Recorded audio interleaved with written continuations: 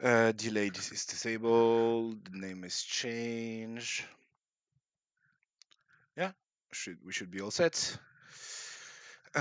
So Matt, are we going over some of your matches from? Yeah, let's do it. So we're gonna Mm, do some coaching where well, let me make sure we're live and then we can dive in. But yeah, yeah, the goal here just get some coaching in where we it doesn't really the matchup itself. Like I mean, identifying all the mistakes. It's not really about that. I just want to sort of get a chance to talk to you about thought process, sort of as yeah, games are progressing. How are you sort of building strategy, thinking about strategic decisions? How do they all link together? So let's pause as we go, like moment to moment, and we can look at a mulligan decision is an interesting one if it happens to be interesting. We can look at like sort of difficult turns, and I think like the ability to pause lets you really yeah. go quickly Dive through, in. yeah, Yeah, quickly through the non-decisions and then zoom in on something. I think that's where a lot of the learnings are and something like this. Hoping to get involved in that, and just using some of my league weekend matches just as a just yeah. why Just not, might as well use them.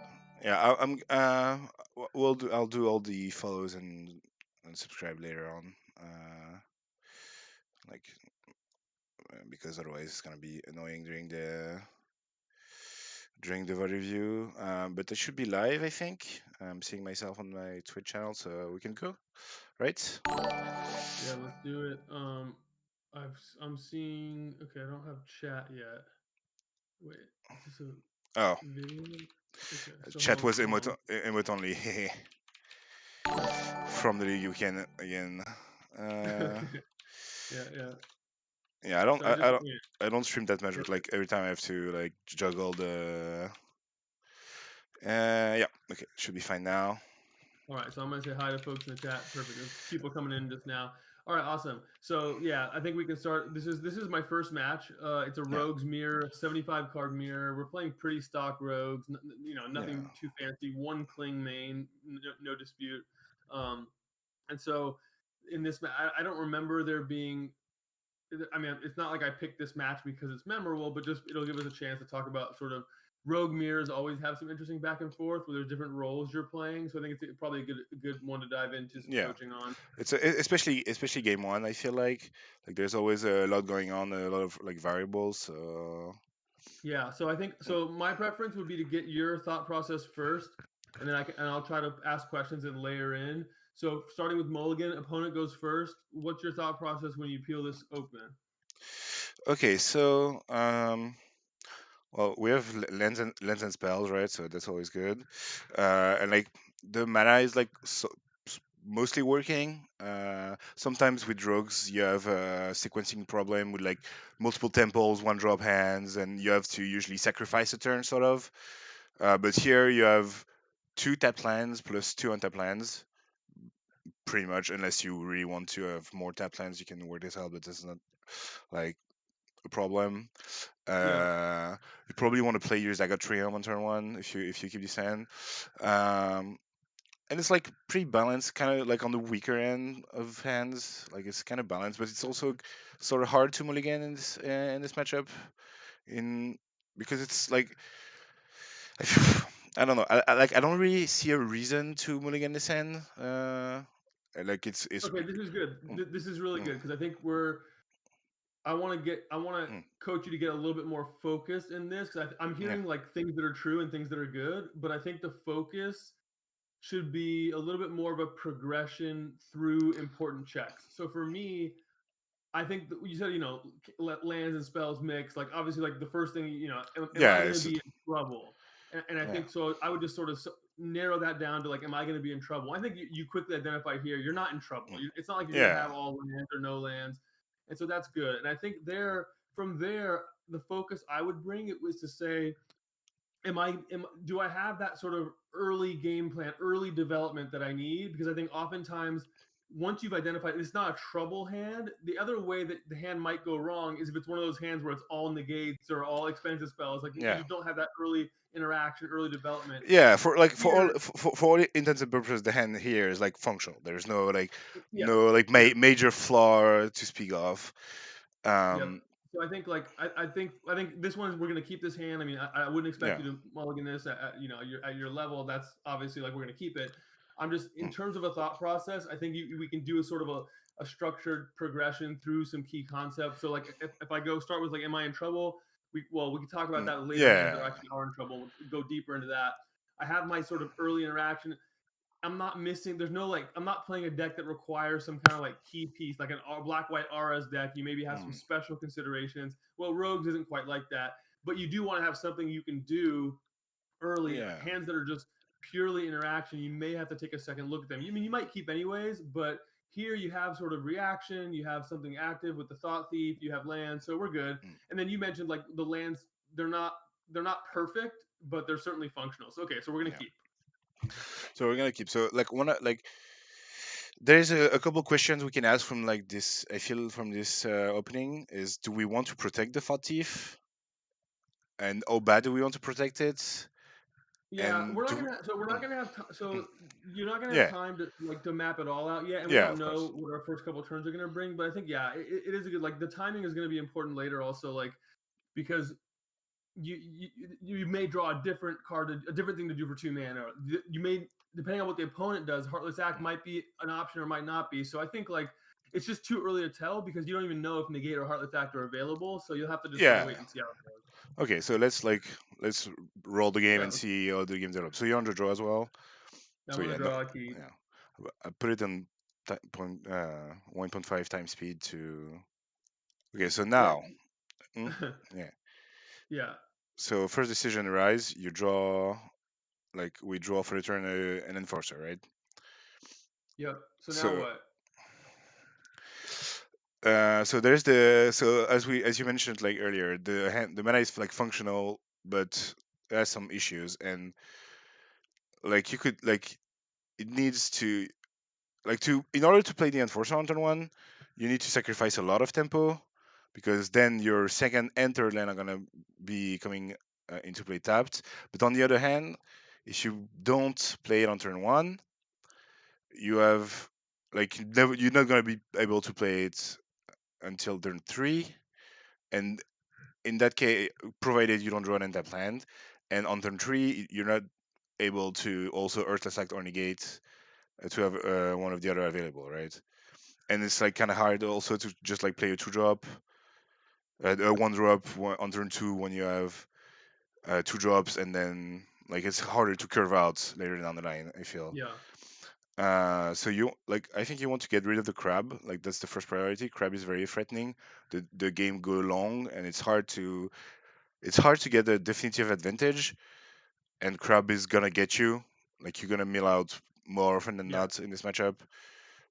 Um, so you probably wanna like on turn like plan in a way that on turn two you kill the crab, and if you get lucky and draw a turn and tap plan on the way, you can curve out on turn three enforcer and Yeah. thought thief. That probably also means that on turn two you want to play pathway as the Murkwater, the black side. Yeah. But that So yeah, mm, there's a lot there. A lot mm, that was really good there. The only thing, I mean, I think you correctly identified the mm, most important thing is that even though you have a one drop, playing to get it out there is going to make turn two really awkward. And in fact, mm, when you have a bunch of two drops, like your turn two not being awkward is really really important. And ones and twos interact in a way where you can probably get that one in later. And the only thing I would add to what you said, everything you said was right, is that it also doesn't do all that much when they have a yeah, crab it's a or a 1-1 one one. against a It's zero not a three. 3-2 Yeah, yet. It's not yet a 3-2. It's not Delver. It's not like it's going to flip and start hitting for three. So I think yeah, for all the reasons you said, plus the fact that it's not actually that high impact early, this is a clear like we gotta just play the Triumph, right? yeah. And If and you, I mm, like what you said about sort mm, of having the second black and thinking about that mm, like because one thing you can think about while you play that tap land mm, automatically opponent takes a turn you can start thinking about which side to play your pathway on. It's such a common mistake to play the pathway on the wrong side that yeah, any window you find to sort of find the shortcut, which I think here is that yeah I'm gonna need two black potentially on turn three, like that's just I think an important yeah. thing to spot. And So, then how mm, threatening is the crab? mm, There's certainly like it's possible to ignore crab, and try to race. But I think you're right. I mean, if you've played this Mm, matchup a little bit, the crab is pretty scary. If they ever have a second mm, one, it gets really scary. But even the first one, like when you both started, you're going back and yeah. forth milling, and they have a crab and you don't, it's going to get pretty scary. So I also think that that's a pretty reasonable approach, is to identify that as something that you're going to want to get rid of. Now, turn two, we draw this tapped land again. We have sort of somewhat of a Yeah. decision. We still have to sequence these cards in the right way. How are you thinking about like the way to sequence these cards now? Okay, so I think the goal isn't changed of what we want to do. So kill the crab either on their upkeep or end of turn if they play in either enforce or a rogue at the end of the turn. So that doesn't really change much. And the tempo is probably gonna come down and tapped on turn three. So you can have, because you're not gonna put lures in your hand on turn three anyways. That's you don't have any tree drops in this deck aside from lures basically. Especially in your list, I don't think you have Yeah, any like disputes or um, didn't say please or the no, domination. So like there's not a lot of downside to aside from curving out the enforcer. yeah. So So the just only, like yeah, stick to the plan and see what happens. yeah, Mm, the only nuance there you got. I mean, the upkeeping, the removal. Obviously, like you think, okay, crab's a priority, mm, but against two open mana on your turn, you wouldn't want to like sorcery speed yeah. these removals. So okay, that's pretty straightforward.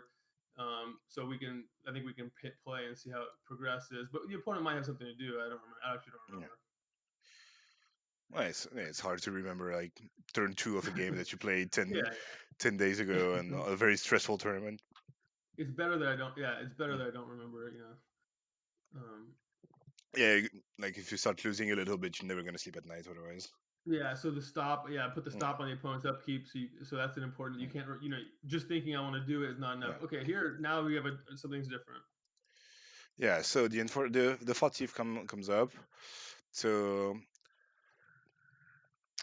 uh, the like playing the tap land on turn two, the untap land on turn two means there's decent chance they have something for that mana cost. Like three life is not trivial to bluff something, and like you even though we said like you like it's oftentimes gonna come down to taking if you start taking 11 damage yourself. Like of course, like Sure. it can not come down to taking again. So what are Um, we killing here? and this is a good question. I'm honestly not really sure. The Fatif like doesn't mill as much, I think on average, but it does mill like quite a bit, and it like opens up other game plans. On the other hand, they're gonna have, let's see, if we draw an untap land and we kill the Fat Thief, we can mill potentially 2, 4, 6, 4, 6, 7. So we cannot really enable the Enforcer and make it attack through the crab anyways. We're gonna need to attack twice, and that's already provided that we draw an untap land. So what like how do we win from now basically? So like what's the overarching way to win the game? Yeah. So there's Hmm, that's a lot to go over. So I hmm. think we may be going a little too deep. And I mean, you have to make a call pretty quickly about which one of these to kill. Yeah, the I rope is think for me, coming. this is where I would kind of probably lean into a little bit of a shortcut here, meaning that your crab is going to mill you for around three a turn. I mean, sometimes zero, sometimes six if they have the Fabled Passage. I think an opponent who played an untapped Agadim Mm. is an opponent that's likely to have too few lands rather than too many, just because it is not the Ah, most yeah, that's a good convenient land. point. That's one thing.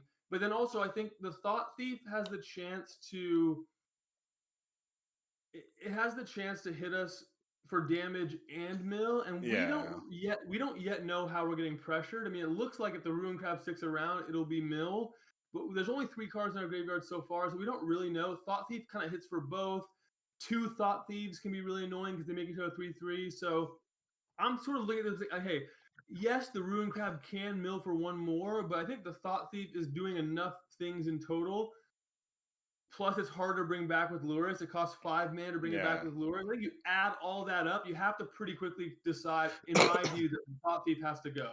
yeah, I think also, I think that the turn four play Lures, get back Crab is also a thing that's like easier to do than getting two drops. So I would yeah, kill Thought Thief. yeah. I think I agree in general. Just make sure, like, have to make sure that you put a stop on your end step and do all the proper Yeah, arena. I think it gives you a Mm, window, but yeah, yeah, you're right. I mean, you want to be careful, so yeah, you just put it on and yeah. It's make always sure you, like, whichever one you're killing, you might as well do it end step. yeah, I like it's a bit taxing, like to like think about it all the time. But I think it's easier to have the heuristic of always like do it properly, even if it's a bit tedious to like put stop, Yeah. etc. For the 1 in 100 time where you're gonna just like skip through a turn and lose because of it. Yeah, Just so even so, the nightmare here would be like second crab, but again, the opponent is pretty unlikely mm, to have like second crab and land, just given how the first two mm, turns played out. So we'll just take our mill. It's 6 cards mm. now. There's Lurus, and not the card we were hoping to draw. Yeah, it's probably the worst draw in the deck at this stage. Scrying Yeah, in it the makes it makes the turn mm, easy.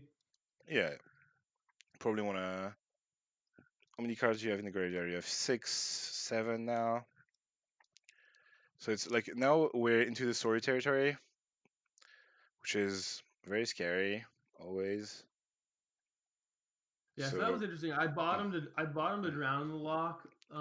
Yeah, because you don't want to mill it and you want to be able to reshuffle it later down the line, right? Yeah, exactly. Even though it's a card you want, like you Mm, also have one cling in the deck, so like it's kind of the only card that gets milled that matters other than mm. creatures you can get back. So there's not really a reason. I don't have a way to get the crab off the board, so Yeah, and doesn't seem wise to keep that on top of and the if mill they, and if card. they also if they don't have a land, they can't even cast Lure, so we're in a pretty good spot already. Yeah. So untap land on the other side means we can safely jam the Fought Thief. Yeah, and although you could play the enforcer, it doesn't really Yeah, make sense because you're gonna get the 2 mil anyways if it gets to attack, and yeah. you have to sort of be mana efficient. Um, Luris is here. So now, if we pause it real quick, yeah. So here we have some options this Mm. turn. How would you think about this turn? Okay, so now the there's a thing that happens with lures where once it's available, you cannot really kill anything else if you don't have a way to kill lures. I feel like because Mm-hmm. otherwise they're just gonna play lures, get it back, and you've done nothing, Yeah, and you're gonna get yeah. It's clear you overwhelmed have. by the lures pretty I like easily. that. I like that shortcut or that Yeah, heuristic. I mean, in general, you haven't accomplished much if you just yeah. kill the one drop and then let them play Luris. So given that we don't really want to eliminate the crab, do we want to save eliminate for the lures in their end stat? Do we want to get our lures? What's the right way to play our turn? Okay, so I think tapping out here is a bit dangerous, even if you have a because since you don't have dispute in your deck, like if you put Lurus in your hand, you probably play Fable Passage anyways, or like sequence it in a way that you can play your Enforcer. But Sure. since you don't have dispute in your deck, there's not a threat now that if you tap out, they can play into the story pretty easily, and which is threatening like in a whole other different way. I feel like, and and they don't have any card in their yard. So your punish is like play lures, get a thing back, which is probably gonna happen like at some points anyway. And they have a slew of new cards from two stories, so you're probably not gonna win this exchange. And on the next turn, you can safely like put lures in your hand and have negates up, and here you can play enforcer plus eliminate already or enforcer negate. And I don't think you're gonna want to play negate eliminate in most cases.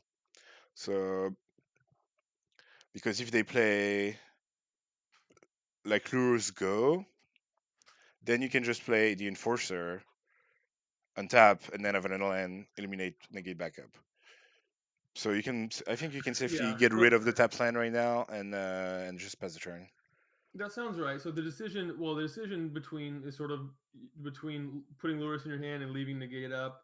Um, I wouldn't be surprised if I bias towards putting the Lurus in my hand just because I sort of I do place a priority on being on actively using my mana as Yeah, opposed to like having to gate up when there's a decent chance that their plan is just lure. I think they have 3 cards we don't know about. It could be into the story, and they could just like main phase into the story. We get punished, but I wouldn't be surprised if I don't play around. I'm not sure exactly what I think both are kind of reasonable here. This is like a classic like you're gonna pay a price for mm, playing around something by just not having lures in your hand.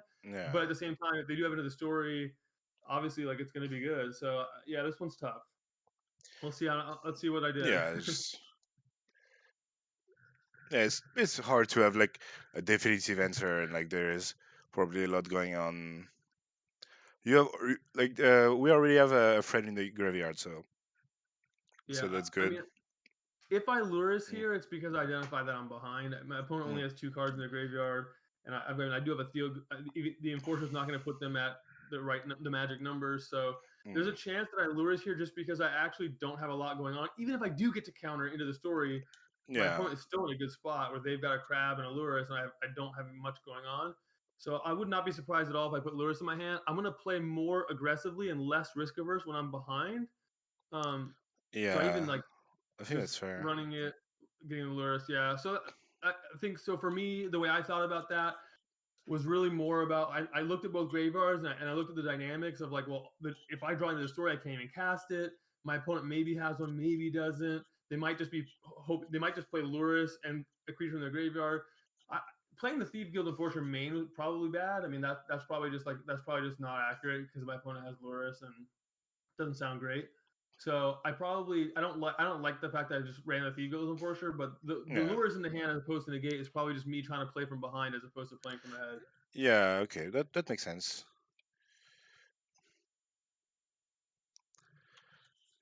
Yeah, I guess there doesn't like trying to think of a reason for the main phase enforcer. It doesn't really make sense if you're thinking about the opponent like drowning the If lock and you countering it. if you play a 75 card mirror, uh, let me Yeah, it's check. open decklist. I mean, Uh, yeah, let me check the decklist again. Yeah, there's no real incentive for that. Okay, so they get yeah, back and I got a punished here because rubber. my opponent can play Wind Robber because I did it. So Ah, pretty yeah, poor pretty play bad there. punish. Yeah, Okay, so that's now the bad news. The good news is Lewis gets to eliminate. die. Yeah, the eliminate plan is going to be fine. Okay, so that's good riddance. And there's a decent chance that I'll have triple black for Games Awakening right now. Still think you want to just play the rubber and pass, or attack if it's 8 cards. I don't think it is yet. Yeah, I think it's like 6 cards now in the opponent's graveyard, so still Yeah. not in 3/2 territory yet. Okay, so that worked out pretty well. Aside from the the Yeah, the free unfortunate. I mean, the it's sort of a different. Yeah, yeah we're not even sure that the opponent would play lures without the ability to play something, so it might be a whole yeah different game. But yeah, definitely not. I think these Guild Enforcer main was just wrong. yeah. So they play the 4th 5th now. Not a whole lot we can do about that. Yeah, I just think for a little bit, just to like, so my opponent doesn't, thinks Yeah about having lock. So, I'm gonna put random pauses in a match like this at a high level yeah tournament. I'm gonna try to make it seem like I have Drown in the Lock, even when I yeah. don't put those And pauses in. But there's and not a whole lot to it here. Fable Passage helps a lot with that as well. Yeah, So you don't yeah, have you don't have to to put like put all the stops and Yeah. You'll see later in the match, mm, I'm sure I put stops on. I mean, I do think it is valuable to do that, yeah but you don't have to when you have Fable passes, which is nice. yeah. There's the dreaded second crab.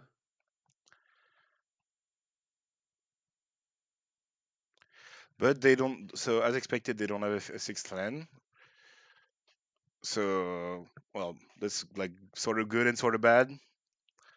The like Yeah, they don't have a land, which is not all that surprising because they have the triple island on last Triple turn. Island. Like they have some awkward Yeah. mana already, and then there's Drown. Like I mean, you're gonna see me get Mm, aggressive here for sure because I'm so far behind, right? I'm playing against 2 yeah. crabs with no removal. I mean, there's not we don't need to go into it too much, but there's not. I can't just like hold the gate. I have to play pretty No. You, aggressively. you have to play the, especially if you You have can to. back it I up mean, with I have to negate, like, try to give myself chances. So now the opponent and you has can the even magic. get back a robber or a crab on the same turn. So it's Well, like definitely like a decent turn for you.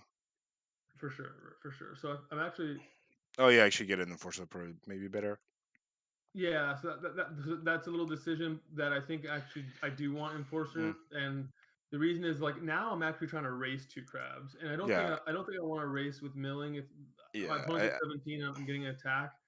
I think I want to just hit. So yeah, so Um, basically you have three ways to approach it. You have the aggressively mail with crab, you have the race with damage with the enforcer, and you have the card advantage race or quote unquote with yeah. wind robber because you Yep. want to And like so yes, and and again, like mm, I think so. I played a couple turns pretty aggressively, and that one included. And the reason is again when you're facing two crabs and you have no removal, you mm, have to like identify what are your likely sources of advantage. And although it's possible like get one extra card, you can see that all that extra card I would have gotten, it can who knows what it's going to convert into. But I'd rather just have yeah, another 3-2 on the board, and it's really going to put a different yeah, kind of pressure entirely on my opponent. So this I get to attack with Wind Robber yeah. here because it has the You ability to probably want to point. scry beforehand, like play the tap land beforehand. Well, Yeah, from potentially. mm. Yeah, potentially. There's also crab, but yeah, no, that maybe. Yeah, Yeah, because that could, because like it's like the one chance that you're gonna get to scry basically, right? yeah, yep. And I would have. I mean, I would have like drowned on top, so it wouldn't have mattered. But no, I think you're right. I like the scry there. And then here, I'm just putting a lot of pressure. That the attack with the Wind Robber Yeah, meant that my opponent didn't mm, trade that turn, so they took an extra yeah, 3 damage potentially, and then I get a chance to maybe use mm, removal on Thought Thief. Like it sort of changes the dynamic, but aggressive, because when the opponent has two crabs out, you have to sort of think about yeah. you know It's a you don't good really have time. good switching of gear. And it's like sort of paying off right now. I don't know what the game is gonna end, but like it's looking pretty decent. So yeah, now you want to draw the enforcer. So they got a clang. I don't. They have 17, like not enough card to put you out of 8 range, right? Right after the second enforcer milled for another 4, they're Yeah. going to be yeah they can't use cling to stay below 8, so we're good there. Opponent scries top, we'll mill that. So I mean our deck probably has something like 23, 22 cards in it. Yeah. We're not completely out of the woods, but we're in pretty good shape given that the opponent's at 8. Um, we Yeah, have the plus drown. the drown, yeah. So Yeah, the drown. now the question is, do you want to use the drown to clear the way, or of Yeah, so the pause it. Let's talk yeah? about that. So pause it. Let's say Mm. we draw island. Would you Are you going to use drown to clear and then attack, or how would you think about that? So there is no.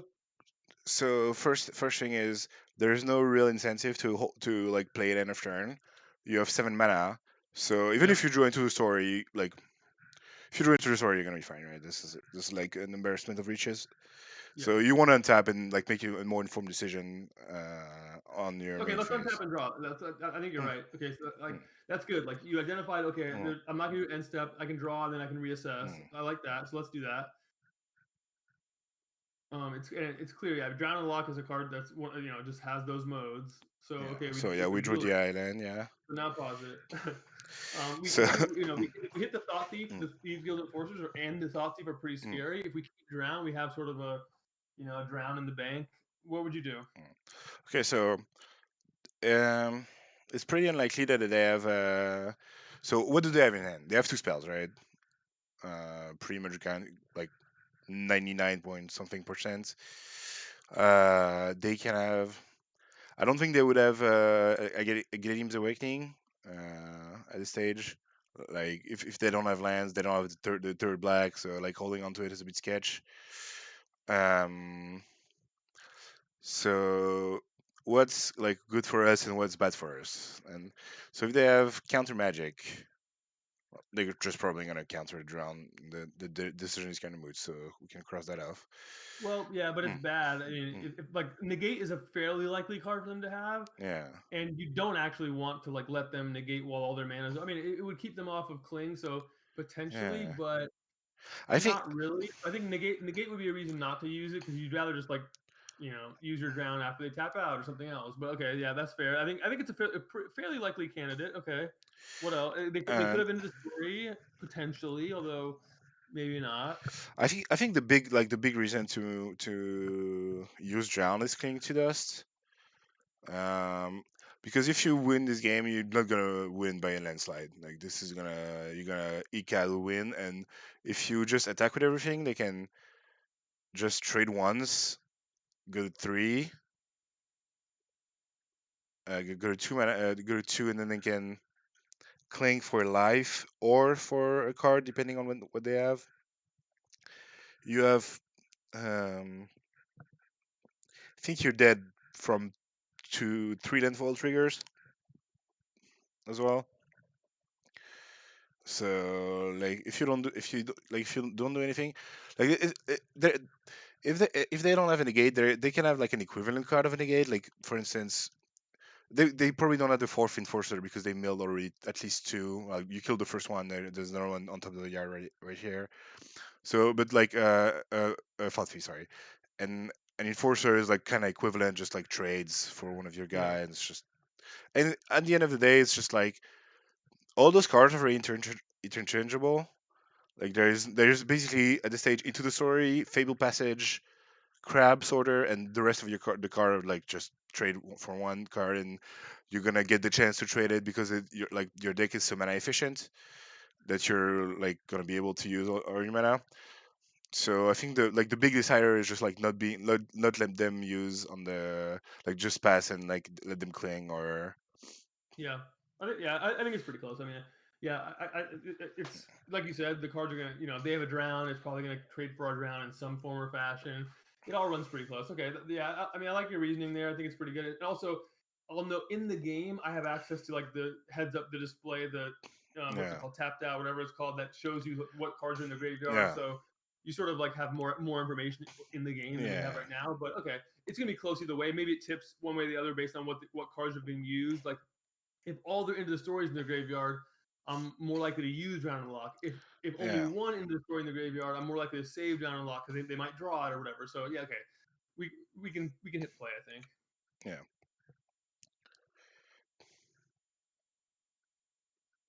So in this case, I just decide to attack and make the opponent sort of.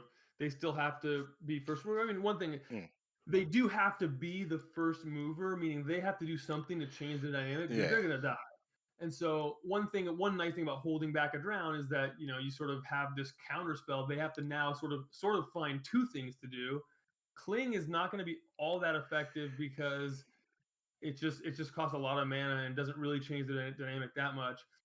I think I probably have like 20 cards in my library, so it really is not. I'm really not all that likely to die yeah if my yeah. opponent You're gonna doesn't get do it. an untap step. The question is, are you gonna get two, and you're probably not gonna get three. I think is So I the have 20 cards. mm, I have 20 cards. It does matter. I mean, I think 20 is a little different than like obviously like 13 would be different, but yeah with 20 cards, like there's a chance that I can just even if my opponent doesn't do anything, but even if my opponent, has a removal spell, I can still just kill them with the other creature, right? There are two now. I don't really understand why they don't play the cling at the end of their turn. That's like a big. It's kind of Yeah, suspicious. yeah. I thought that was a mistake too. I think you have to when again now the opponent was behind. The opponent Yeah. didn't use their mana. Yeah, it didn't strike me as a great Yeah, play. it's But now, it's what you said last turn about like changing the dynamic of the game. Like they get yeah, this free 5 mana, and like you have to use it. Like you don't really get punished for it, so that probably means they have a bunch of counter magic they're sitting on, and specifically counter magic, not yeah. okay. So I see, like like the whole time I think mm, negate is like a pretty likely card that they would have in their hand. It's one of the only cards like when they didn't do anything proactive, they didn't do anything reactive. Like they're fairly likely to have drown negate that sort of thing. Yeah, set yeah, negate. So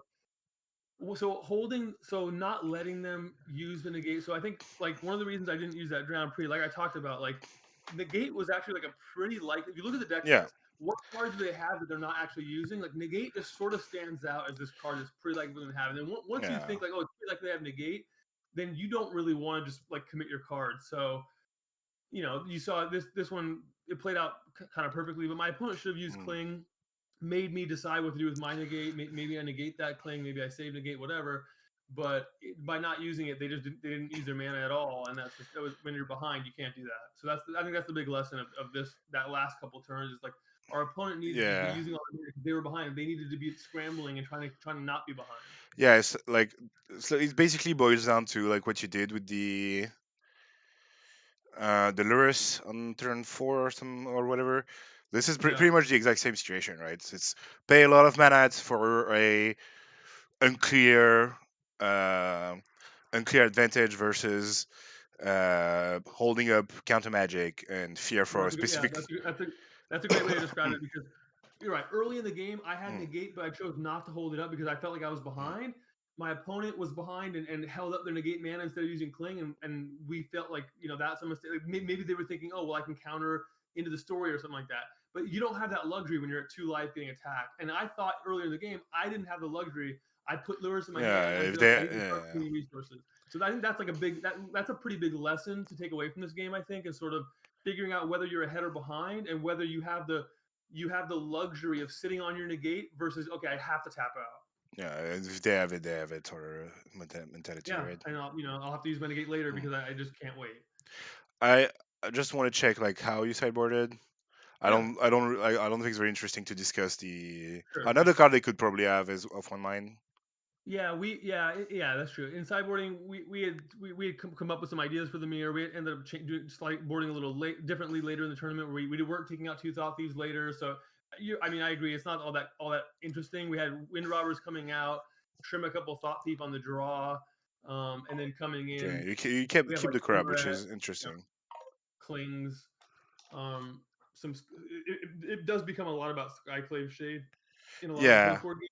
So yeah, like yeah. Well, we can like talk a little about it while the game plays, but that's like not how we sideboarded for the mirror. Basically, like felt like crab was not a good card against shade in any yeah. capacity, but. Yeah, we were doing. I think Mm, towards the end of the tournament we were bringing out crabs, or at least some of them. So I think, yeah, I think we adjusted as we went. yeah. But in this case, Mm, that wasn't the mm. strategy we started out with. Okay, so here, So another game on the draw the draw. I draw. mean, no reason to mulligan. Same reason, like Yep, it's yeah. a bit So like it mm, feels like it feels like it did last game. It's not the perfect hand. It's not the perfect mana, but you've got yeah. you have a little of everything in terms of interacting, in terms of playing your own Mm. rogues. So you Like, can't really mold I the think hands. I think the one reason you would need to mulligan this hand is to if you felt that you were massively unfavored and you would need to like play basically a triple enforcer. You play in vintage hand, for instance, and you feel like you need like okay enforcer, enforcer, enforcer in order to like actually have a chance of winning the game. But Yeah, mm, even then, I'm not sure mulliganing your one enforcer hands is the right way to get like double enforcer. I mean, yeah, you might just be better off hoping to draw a second enforcer. I mean, so yeah, we don't need to go too crazy. yeah. This is a hand you're going to keep in the mirror. Um, you can imagine ways it plays out where the hand doesn't look great, Mm. but so what? You have to try it. Okay, so we can probably expect a like usually when you have specifically Murkwater Pathway on turn one means they have an enforcer. So yeah, Yeah. So that's obviously, the scribe, perfect scribe. Yeah, we definitely want. So yeah, I even hit the nicer the mode. nice little BM. I like it. I like it a lot. Probably not smart. The sort of clues the opponent in. Maybe they weren't paying attention. Now they are, but I couldn't help myself. It's, I don't know. It's I like the mentor too much to like sacrifice this. And like, what are you gonna do about it? Like, you're gonna play the Yeah. like So if like yeah I didn't spend mm, much time about Skycave Share yeah just for the sake of the viewer. I think it's yeah pretty easy here. You want to be super mana efficient in games that involve cards like Skyclave Shade and Cling to Dust, where you have like you anticipate using almost every mana. And again, Thieves Guild Enforcer are not that effective in the first couple turns. So there's really Skyclave Shade got milled. That's great. Let me play land, take advantage of it. You saw me play that turn really quickly, but that's for a reason because yeah. it's just That's very like obvious. that's exactly how you want the game to play out. Basically, like Right. you're most likely gonna die with card in hand or win with card in hand in this matchup Yeah. post board. Like so, playing as your card. The fact that you get an nondescript amount of Skyclave Shade that makes you use your mana and like makes makes the entire game about Skyclave Shade on both sides. It cannot block, so you have to attack. Like it directs a lot of you cannot mill it because you're gonna have more shades, etc. So it dictates the entire game, and you have to the same way Eli plays the shade pretty quickly, and so like now we like so we kind of saw one of the problem we had with the opener was we had like four black spells and only one black source, but we drew like two more black sources. So basically, like every single card you have access to, the six cards you have access to are black. So you want to max out on black mana, so probably play Zagat Triumph, and then Yeah, you get yeah. your We can't play two. We can't play two spells until we have two okay, black. We don't have two black yet, so we're gonna get to play one spell this turn and one land. Yeah, I agree. Like the Triome, you can't be thinking about cycling Triomes when you mm, don't have until you have 4 or 5 lands in play. Like I think we if you played with Triomes a bit, you have to sort of get them in there unless it's late in the game. So yeah, it seems like playing a Triumph is going to happen, and we'll play one spell. And as for which spell we play, we get a chance to sort of wait and see what the opponent does. Since again, just like yeah, you said, Skyclave Shades can't block, so our turn is sort of on the easy track here. Play our Triumph, attack for 3, and then say go. yeah. And since you have access to Cling to Dust, the like killing the shade end of turn is pretty appealing. But since you don't like you don't want just to just use Artifact to save 3 life and hope they don't have a Yeah. land, and so that's probably how the turn is gonna play out, right? Yeah, I mean, like we should. I mean, we can mention that you could play Island, put Lurrus in your hand, and then next turn Fable Yeah. Passage could be your second black. But we have so much going on, like you said. Like we're not going to be that short on things to do. It just doesn't Mm, feel like the right approach. And then in order to like cling to dust to get turned on, you need to have something in the graveyard to hit. So it does feel like we're going to want to do something to potentially get Skyclave Shades. Actually, I took an interesting line here with this Thieves Guild Enforcer. yeah. Um, so this is maybe a concession that it's really going to be. So pause the video. So the reason that Mm, so the thinking with this play, and it's definitely not the obvious first line. The thinking with this play is that this game's going to be all about tempo. So even just getting yeah. my opponent to use the mana to replay the shade while and not get the 3 damage, and then I get the 3 damage, I get to go like Heartless Act, Cling. It's a really aggressive line, but that's the thinking with it. We'll see how it But pans out. like I'm like the action. Are you sure you want to block the shade here? You can also just block the trading forces. That's like fairly reasonable as well. Yeah, yeah, Mm, potentially. I'm imagining that mm, I'm going to block the shade because if I'm just thinking, hey, this is like a mm. really super tempo game, but yeah, maybe Mm. not. I don't have. Yeah, you can just Yeah, okay. trade So us this is away. actually, yeah, you're right. So I decided here to trade off those with the thinking that hey, I'm going to save the damage. I'll get the Heartless Act Cling on my turn. Yeah, I'm not in love with that Mm. approach. I'm not sure this is the right line. Yeah, It like might only might be better to Heartless Act to enter in a turn. yeah. Plus, like there's like a small upside to like no, I think a pretty decent upside to having Artifact playing this instead of the Enforcers that you get to triple spell next turn, which is well, you probably get to triple spell, Yeah, and this is like I feel like when you play like in games of Magic, usually the first player who plays two spells usually in the same time usually yeah. wins, and That triple sounds spells right. obviously Yeah, better. And yeah. It mm, doesn't look right to me. It looks wrong. It looks like Heartless Act either yeah, killing the 1/1 in combat or killing the 3/1 end a turn. Probably lean towards killing the 3/1, but yeah, it doesn't look right to me.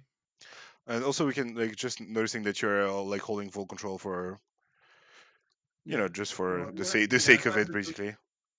If I have mystical dispute, I'm Mm, gonna hold that. So now I have to think about obviously like the attack is sort of a no brainer, but then I got to yeah. think about how am I sequencing the rest. So well, the same thing goes on about Lurus, right? That you kind of want to like the game is about Lurus now, sort of. But in this case, you have a lot of answers to Lurus.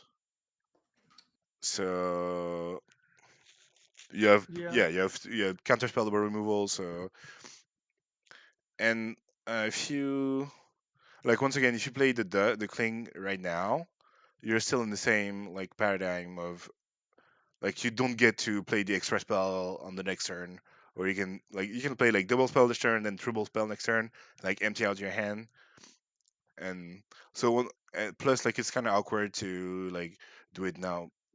So I probably want to like attack obviously, and just like wait out their turn, end of turn, like play act on the shade. If it doesn't work, act again or a thought thief, and then have Yeah. access If they to. play Lurus, if they play Lurus, they're only if their only creature Mm, is the one we can cling that and then make mm, and then kill the Lurus so they don't get any value off the Lurus. yeah, Like there's some things we can do, and and also so like it's probably like it's all.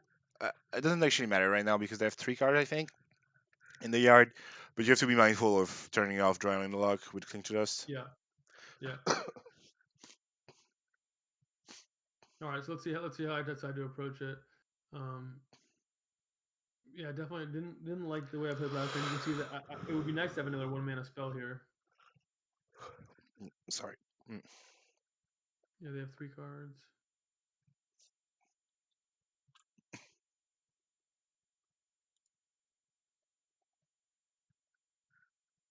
So yeah, then the weird attack, and yeah, just pass the turn now.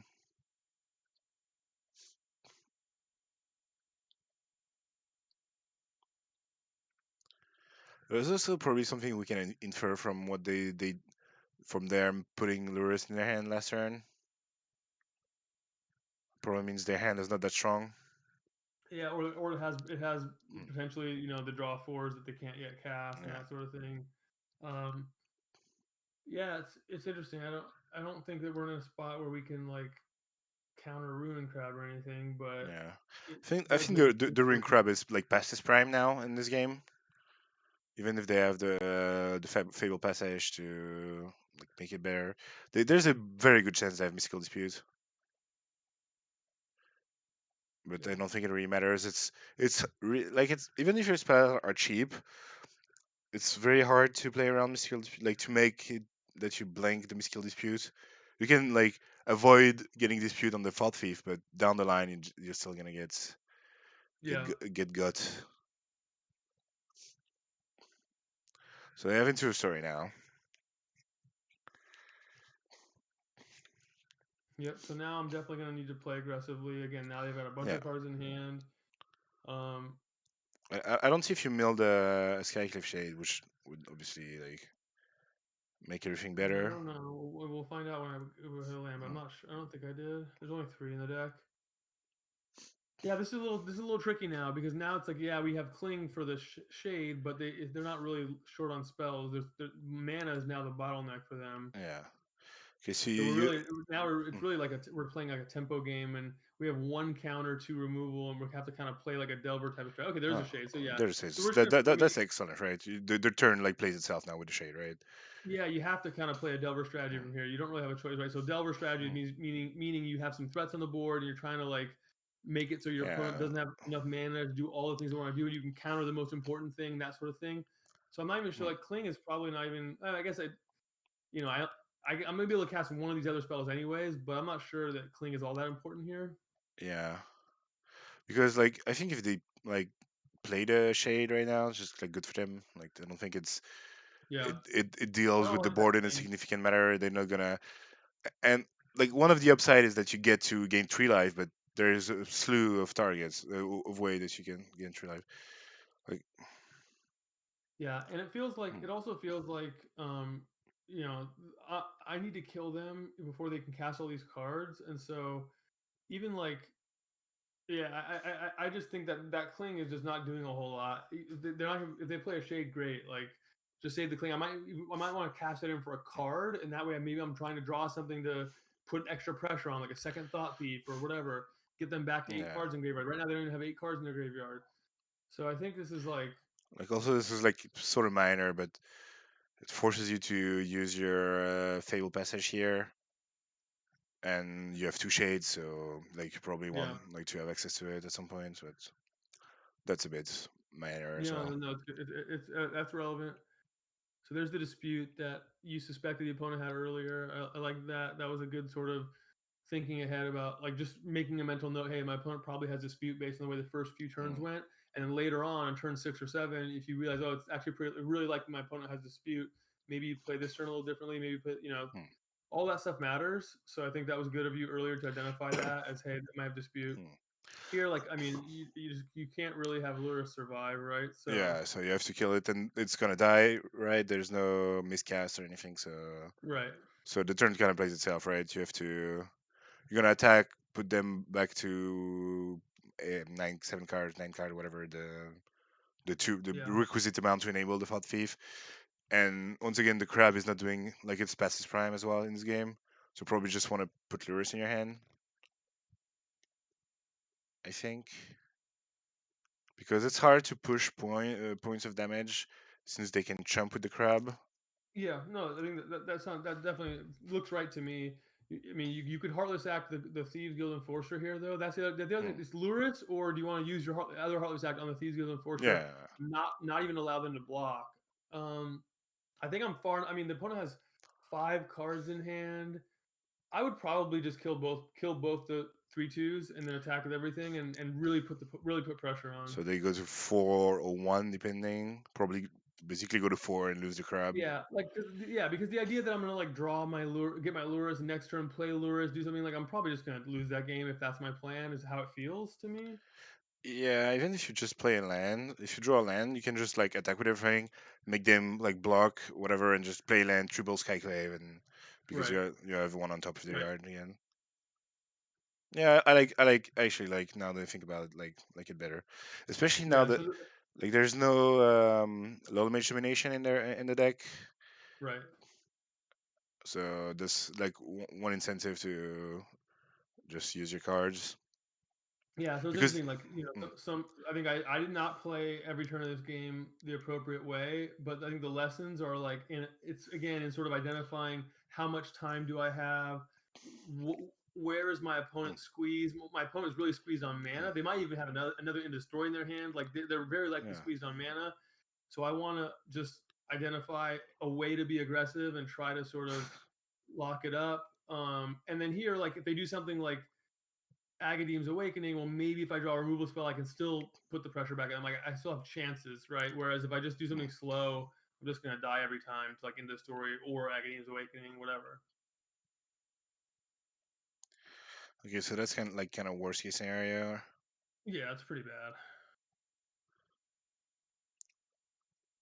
But like, if you don't kill the enforcer, like, I don't think like you could have avoided that. So yeah, now Yeah, you. I mean, having lures, yeah, right, because having lures in my hand is not really going to be all that helpful either. So that I think it sort of highlights like this is not great the way it went, but so what? You don't want to play. I don't want to like put lures in my hand. It's not going to help me. I need to give Yeah, myself at least a chance to punch through. And then here, like you can imagine spots in which I draw into the story and I can kill the thought thief and maybe I can still win this game. I mean, there's not it's not impossible to win from here, but it feels like having my opponent at 4 life was like sort of a necessary step, part of the process. It sort of looks lost from here, though. I don't know what's yeah, it's like if you drew a land, like you probably had a chance for the aforementioned reason. Like crab is the worst draw, probably or close to it, and now it's gonna be very easy for them to stabilize. There was also an argument last turn for not playing the crab because you don't want to milk link to dust or extra shades, but yeah. it's very marginal again. Crab, I mean, Crab was really weak this game as far as like thinking about sideboarding. So Yeah, it's important to also think about like you had a plan coming into the tournament, but maybe you actually play some of the games out and you go, yeah, the plan is not really playing out the way I wanted it to. It's worth yeah, thinking about whether this would make me less likely to play Crabs in future sideboarded games because they yeah, were pretty. yeah. It's not really about the Crab once you have the shades. And even if you like are very diligent with your testing and your sideboard guides, like there's also always different lists, different plans, and also sometimes you just like you play. I don't know if it's the case for you, but I play much better when I'm in the tournament setting than when I'm Yeah. like in testing. Even if I try to play like at my best, there's not this little voice inside my head that like wants me Oh, to for like sure. give I've it never. 100% right. Yeah, I've never played a match without making mistakes, and also Mm, I've never ended the tournament with the same sideboard guide I had at the beginning of the tournament. I don't think I've yeah, ever done that. I mean, maybe in some weird case where I whatever, but like especially in these 12 round tournaments, whatever, like almost always I have some changes, sometimes yeah. entirely different plans, but oftentimes little changes.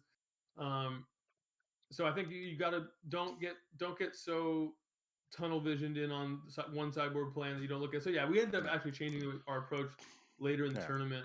Plus, especially On like you play with the best of the best, and you even like if you have if some like if even if you're at the top of the league, like the worst player in the league is still someone you have a lot to learn from, right? It's 100%, so you can 100%. like just they do it like this. Oh, that's interesting. Like maybe we reconsider and okay. Yeah, I like I'm zooming past yeah, yeah. That game's over. like the game's over. Like so So maybe let's let's see if take a look. you I think should we do any changes to the sideboard first, but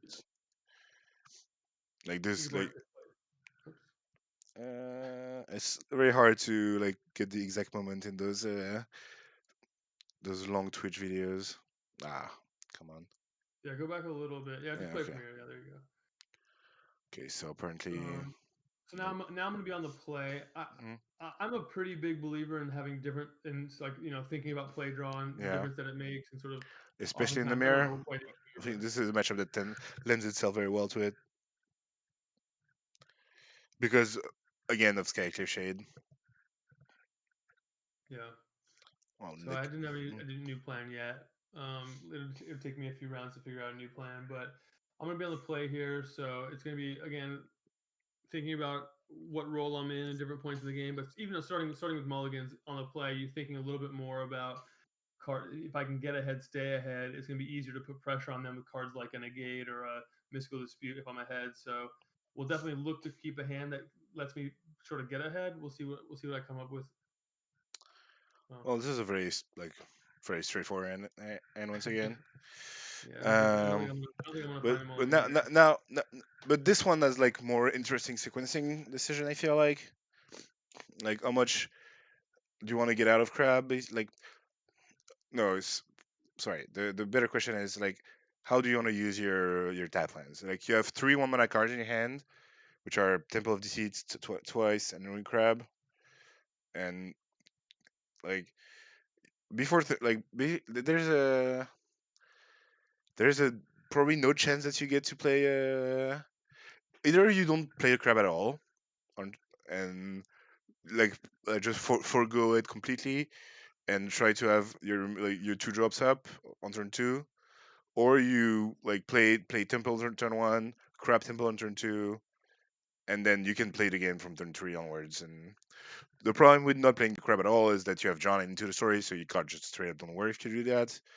And also like it does not guarantee that you have like gonna have a good turn three or satisfying turn three, so probably would Yeah, just like I jam. mean, if you have crabs in your Mm, deck and you have into the story in your deck, and mm, this, I mean, I think it's. I'm not gonna spend a whole lot of time in my view on that. I think you want mm, to just like playing pathway crab doesn't do anything because the crab it's just an 0-3 on that yeah, turn one. So yeah, this is pretty clear like temple crab temple. I think.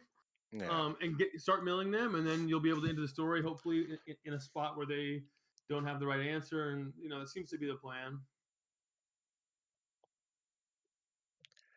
Okay, I have no idea what like I know what the card does. I don't know how good it is.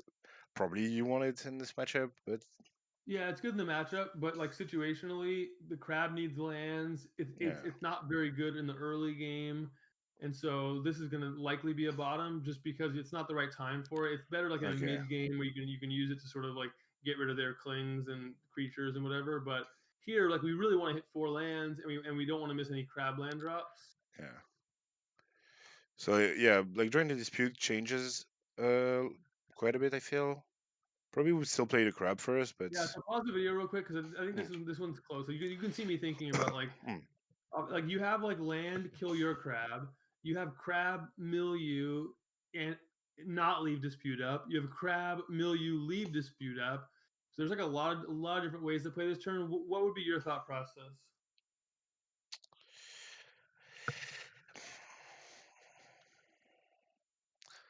okay. So you have Into the Story in your hand, and I think if you like the way your hand is shaped, and like you can argue with the sideboard or whatever, but like the way it is now is that like if you don't play a crab, I think you're never gonna be able to cast your Into the Story like in a timely fashion, and you leave them more opportunity to counter it or dispute it. Like if you get dispute on your crab, you get like kind of get 2 for 1 with the Into the Story as well. And even if you so probably so play the crab, that's like the first step, and they get to mill you, but like c'est la vie. At some point, you also have to Yeah, uh because like since you have Into the Story and you know that Eli sided in has kept Into the Story in his deck at least 2 or 3, so there's like there's a chance that he doesn't have it in his hand or it doesn't do anything. So there's a chance that your crab is better than his. Like there's a pretty decent chance if they don't have Into the Story, your crab is better than his. yeah. Or So if like, oh, I'm gonna get there first and have the yeah, mana and all that stuff. So yeah, that's fair. Yeah, I think like playing crabs feels pretty good. There's a chance, like you can see me hovering over the land. I mm, mean, there's a chance that I just like wanted to heartless act the crab and try to play a game where my opponent never gets to. I never have a 7 card graveyard or whatever. So I don't know. I can see it. I understand that there's some merit to that, but then the next turn I have to play crab and a tap land. I don't have yeah, all I'm doing is playing crab, so that doesn't sound great. So as far as like the overall efficiency of what I'm doing, it's probably better to play on the front foot, play aggressive, and play the crab tap land. That seems like it's yeah. better, but I, we'll see what I actually do. I don't think holding dispute does very much as well. Yeah, yeah. So I took a different line, but Mm, I don't like this. I think this is wrong. It feels like crab tap land's better.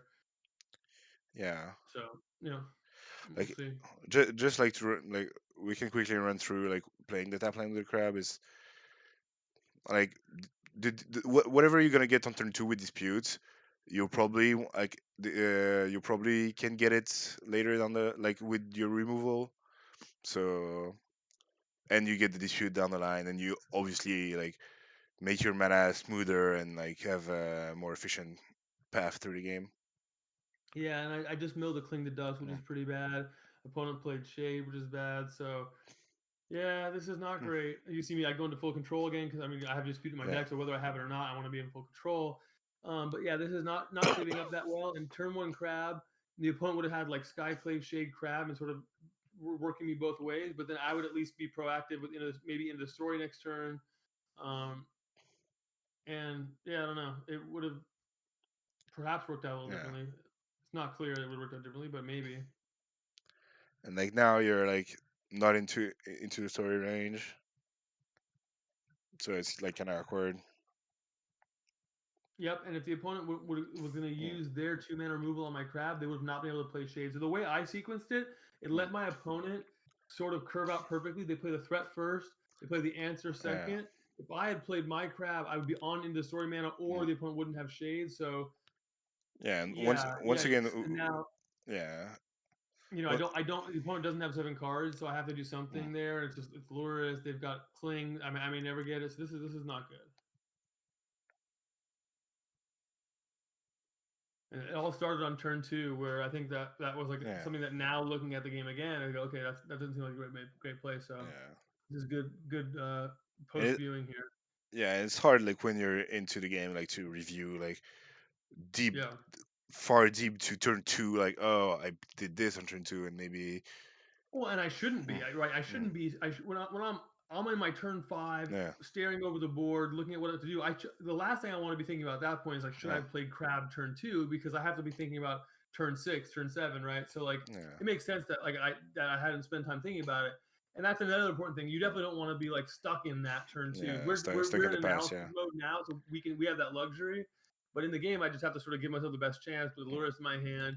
But now I'm sort of stuck because my opponent just has a lot more going on. It just has 1 card mm, in their graveyard. I've got none, but this Skyclave Shade is really a big difference maker here. yeah. Unless you get Lurus to survive, which is obviously very unlikely, but Yeah, yeah. And since you don't have your fifth land, you're never gonna be able to wait for all eternity to Yep. My drowns are turned off. Also, Yeah. like they're not gonna. My opponent has two cards, so Mm. I can't even.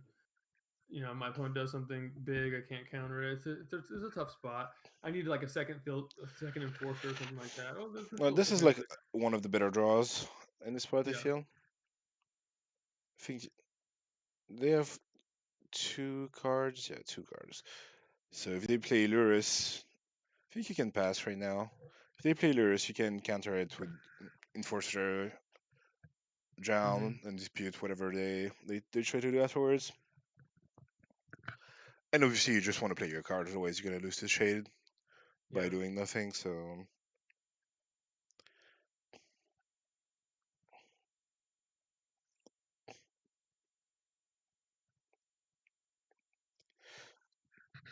I'm My gonna mute. opponent doesn't. Yeah. I'm And gonna the mute opponent has myself more for a second. Sorry. more mana and more cards is gonna be really tough, and the threat, Mm, more life.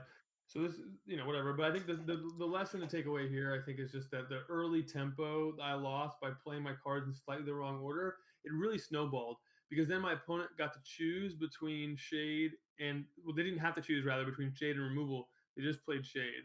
If I had made my opponent choose between shade and removal, they might have picked wrong, and I might have been able to end the mm. story at some point. Or you would have had more life and Right. you know. And then maybe my opponent plays shade later, and now they don't have mana to use cling, or whatever. The tempo would just flowed better, um, and I think using the crab like it really didn't. I didn't set myself up for a good turn three by Yeah. playing removal turn two. So Okay. I really would have needed to look at that and say, okay, if my turn two is crab tap land, my turn three is I have all my mana, and my opponent has to do something about the crab. So that it just Yeah. would have been a lot stronger. So now there's like an interesting decision I feel, which is do you want to play into story now? Because there's a decent chance if you don't, like still they can just cling, Yeah. and then you never have priority to cast it again to put it on the stack again, Right. which is like the way into story interacts with escape cards is always very tricky. Yep. But So yeah, that being in the said, story, yeah, it's like a reduced cost. You have to, mm, yeah, you do have to play that game of like who has priority kind of thing. So if you even if you activate Fable Passage in mm, response, the opponent can use Cling, and all of a sudden your end of the story costs 7 again. So we'll see how it mm, goes. Yeah, it's possible that I just have to try it, or yeah, maybe I decide, well, Thought Thief, I have other things to do anyways. I'm not sure exactly where I go with it, but but I'm at 8. Like even if I resolve into the story here, I still have a little bit of trouble sort of mm. deploying all my cards. So it's possible I'm just gonna just try to deploy some cards instead. But Yeah, it's and as we can see, Eli, yeah, plays the clang now. You can see the little animation on the area if you know, like, yeah, if they're escaping. Like as soon as they got priority, snap, clang. yep. And if I had tried into the story Mm, there, also my opponent's drown wouldn't have been able to counter it, so it only would mm, have been dispute, negate. So yeah, I mean, it certainly could have been stronger to play into the story. I'm also, I didn't play Thought Thief and mm. Attack, which would mill. I guess because I don't want to necessarily refuel my opponent's cling right away. So I'm sort of playing a little tentative around my opponent. I'm trying to. I don't know. I don't. Yeah, the line again here is not hasn't been super strong. Where my opponent's getting to kind of control the timing, and at least in the story would have given me a chance to maybe get ahead.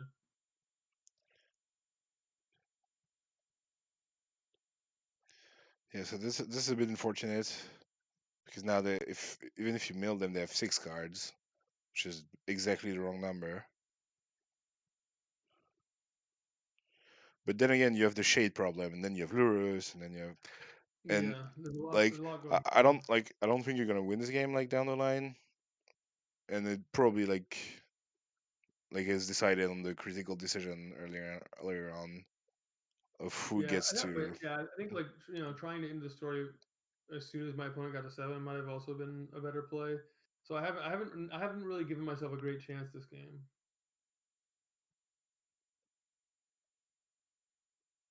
I think that's fair to say.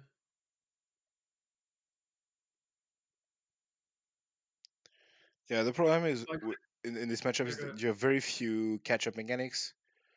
You have like walls and creatures that can block, they cannot block, and like very few ways to gain life. So it's very hard to climb back from disadvantage.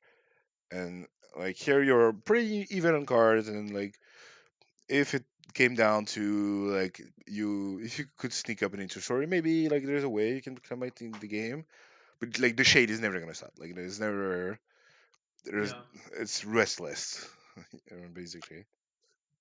And now like the 18 life point disadvantage is gonna be very hard to.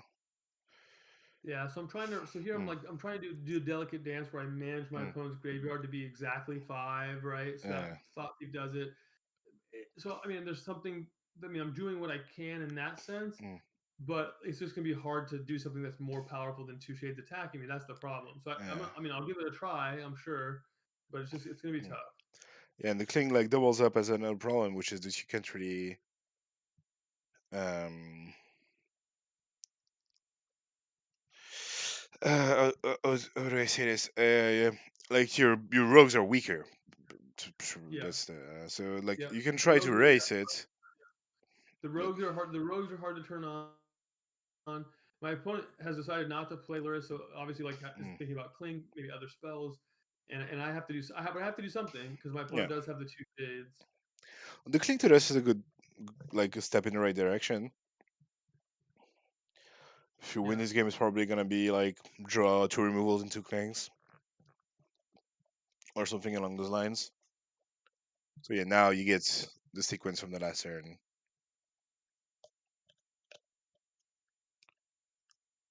I'm not taking the chances of resolving this, but yeah. The dispute helps. So potentially, I could potentially win a counter war, but yeah, it certainly has me wondering whether the last turn I need to end the story. Um, okay, so it does resolve. We don't know yet whether that's the opponent playing around dispute and just saying, okay, well, who cares, mm, or whether they didn't have it. But okay, we draw. There's some more lands, a crab. yeah, not the best for. At least now you have like enough fuel for like if they want to into the story like to sorry to cling over and over again like you have Yeah, like that gives you an out.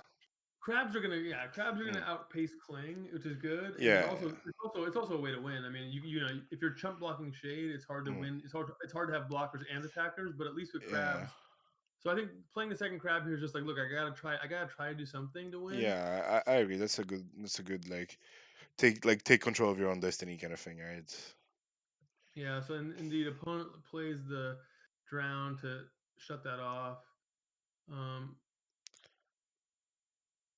Now you probably want to leave cling up for one of the shades. Like the cling versus shade timing is very lenient on the other hand. Like it's not like into story yeah, because it triggers. you So respond to trigger, and they can only cast at sorcery speed. So, yeah,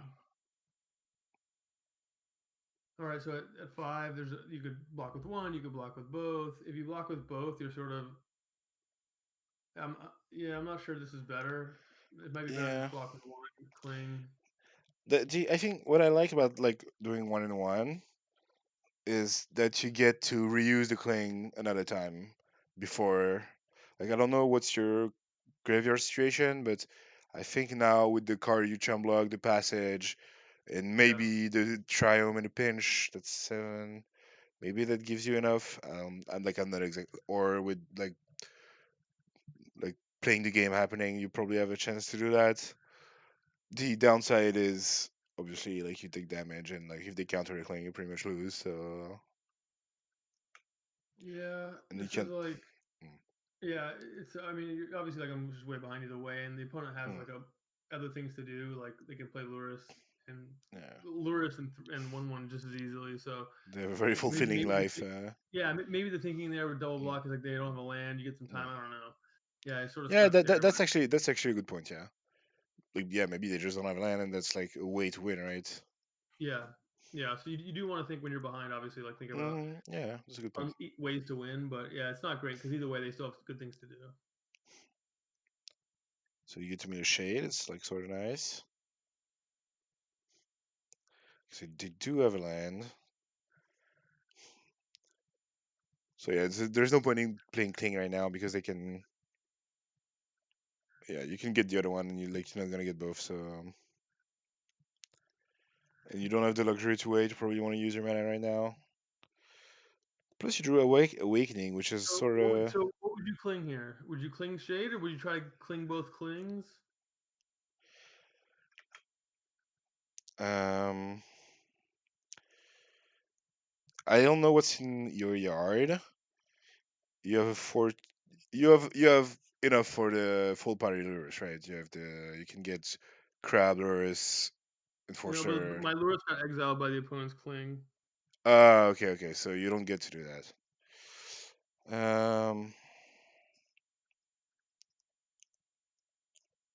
So you're not. So okay. So that makes the awakening play way less appealing.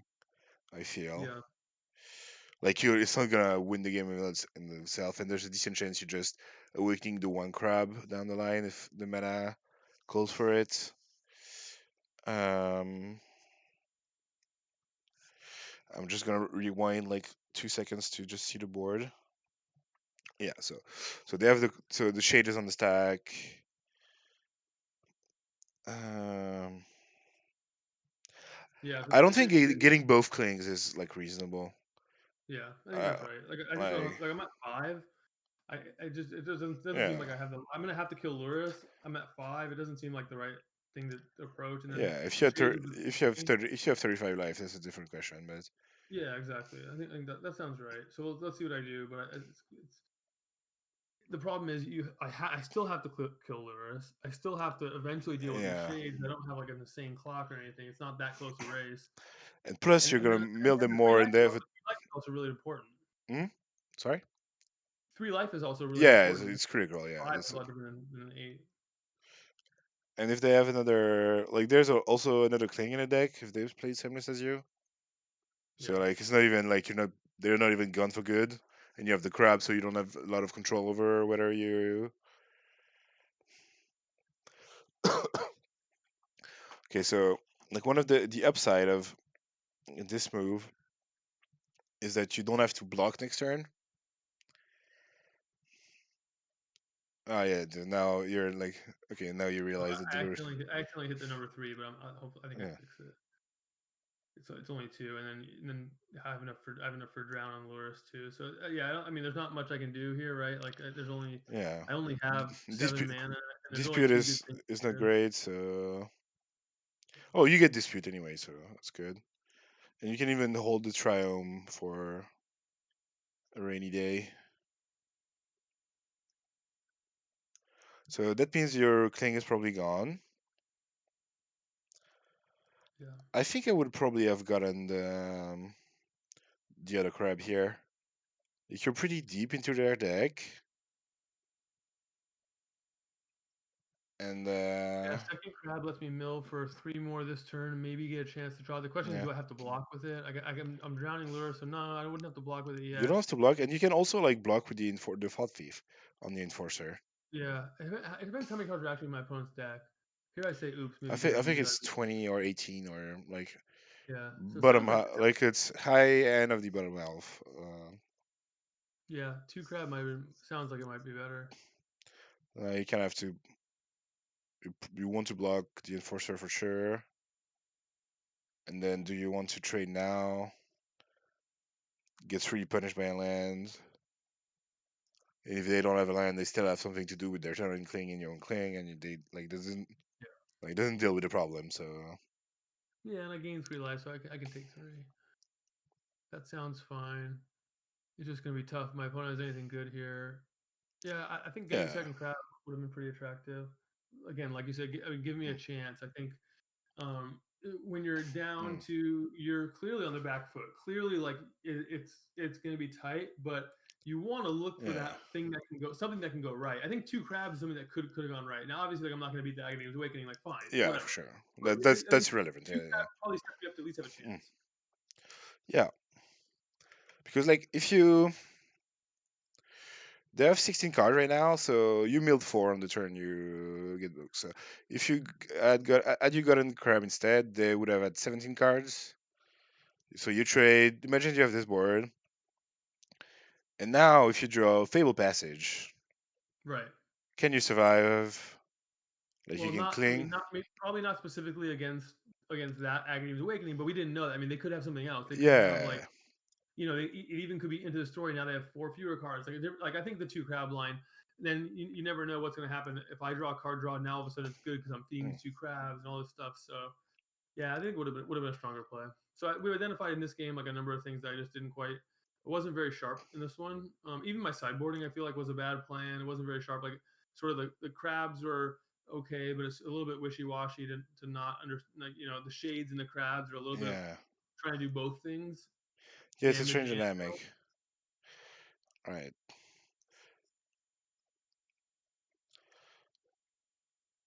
and yeah, you draw a magic card that's not like ancestral recall and probably yeah, I didn't lose. draw balance. Yeah. Yes. All right. So yeah, do you want to do one more match and go to the next one? I think it's not a Yeah. mirror match the next one, so we can Yeah, do it's some. just like want to like check up the chat and Yeah, yeah, that's it. just like Nathan Stewart saying 13 euros is too low, and I agree. I need more clout. Yeah, yeah, yeah. So this is this is gonna be uploaded into my YouTube channel. I think Yeah, so. I think YouTube is actually gonna be a better venue for this type of content because yeah, because we for don't a really number of want. reasons.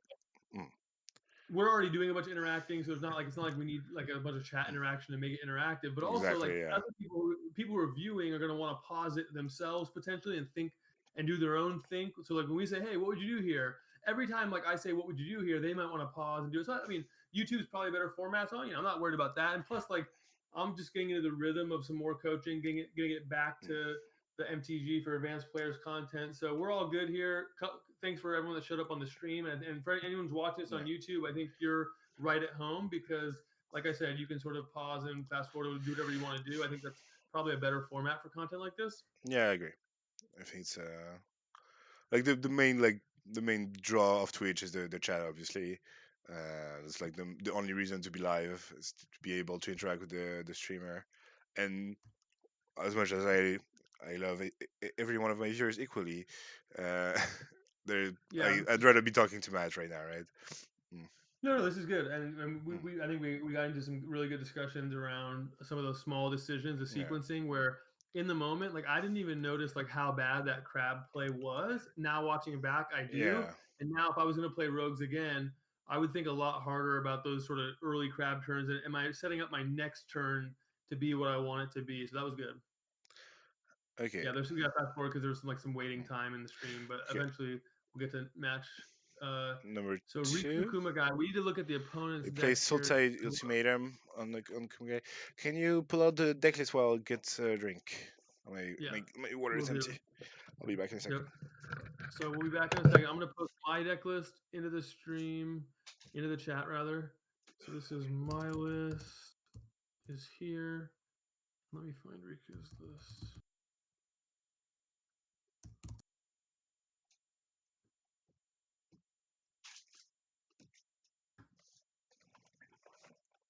All right, and here's the.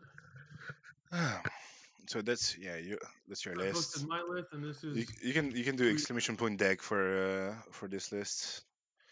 Okay, I'm pulling out Riku's deck list. Yeah, Oops. okay, and I put it in chat, and we can put it up here, and it's good for the YouTube audience. Can we get a quick chance to see it too? It's pretty Yeah. stock ultimatum if memory serves, but let's take a look. And nothing surprising here. Two Elder Yeah. Gargaroth, two Pelucanos, one Vorinclex. Mm. This stuff was all pretty standard going into this particular tournament. Yes. Two nightmare. So sorry. So you have like a couple of things you want to be on the lookout for when you see, especially with Ultimatum deck list. Like I feel like there's always a lot going on, and like you can like inspect the database and see like, oh yeah, they have three forests, three islands, two swamps, and like okay, you can do that, but you only get only like 2 minutes or so to do this before the game starts.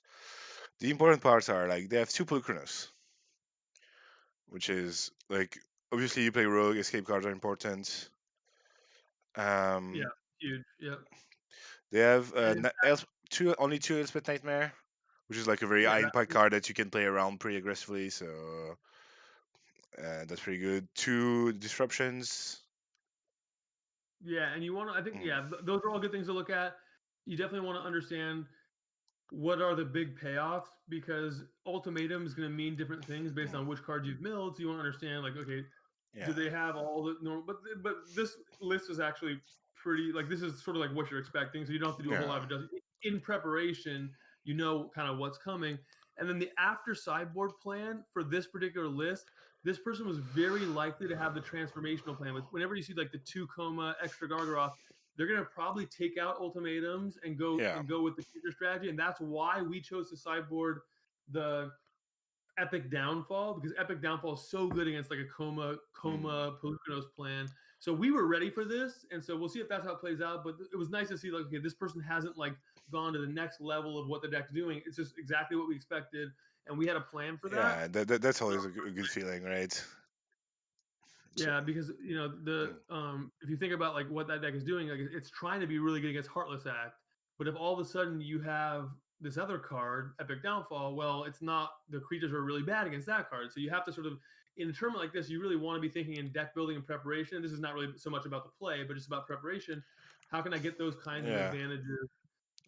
I, That th- becomes really important. I think we had low mage domination for this in this role, but I don't think we had enough Yeah, of them. But yeah, yeah, the same.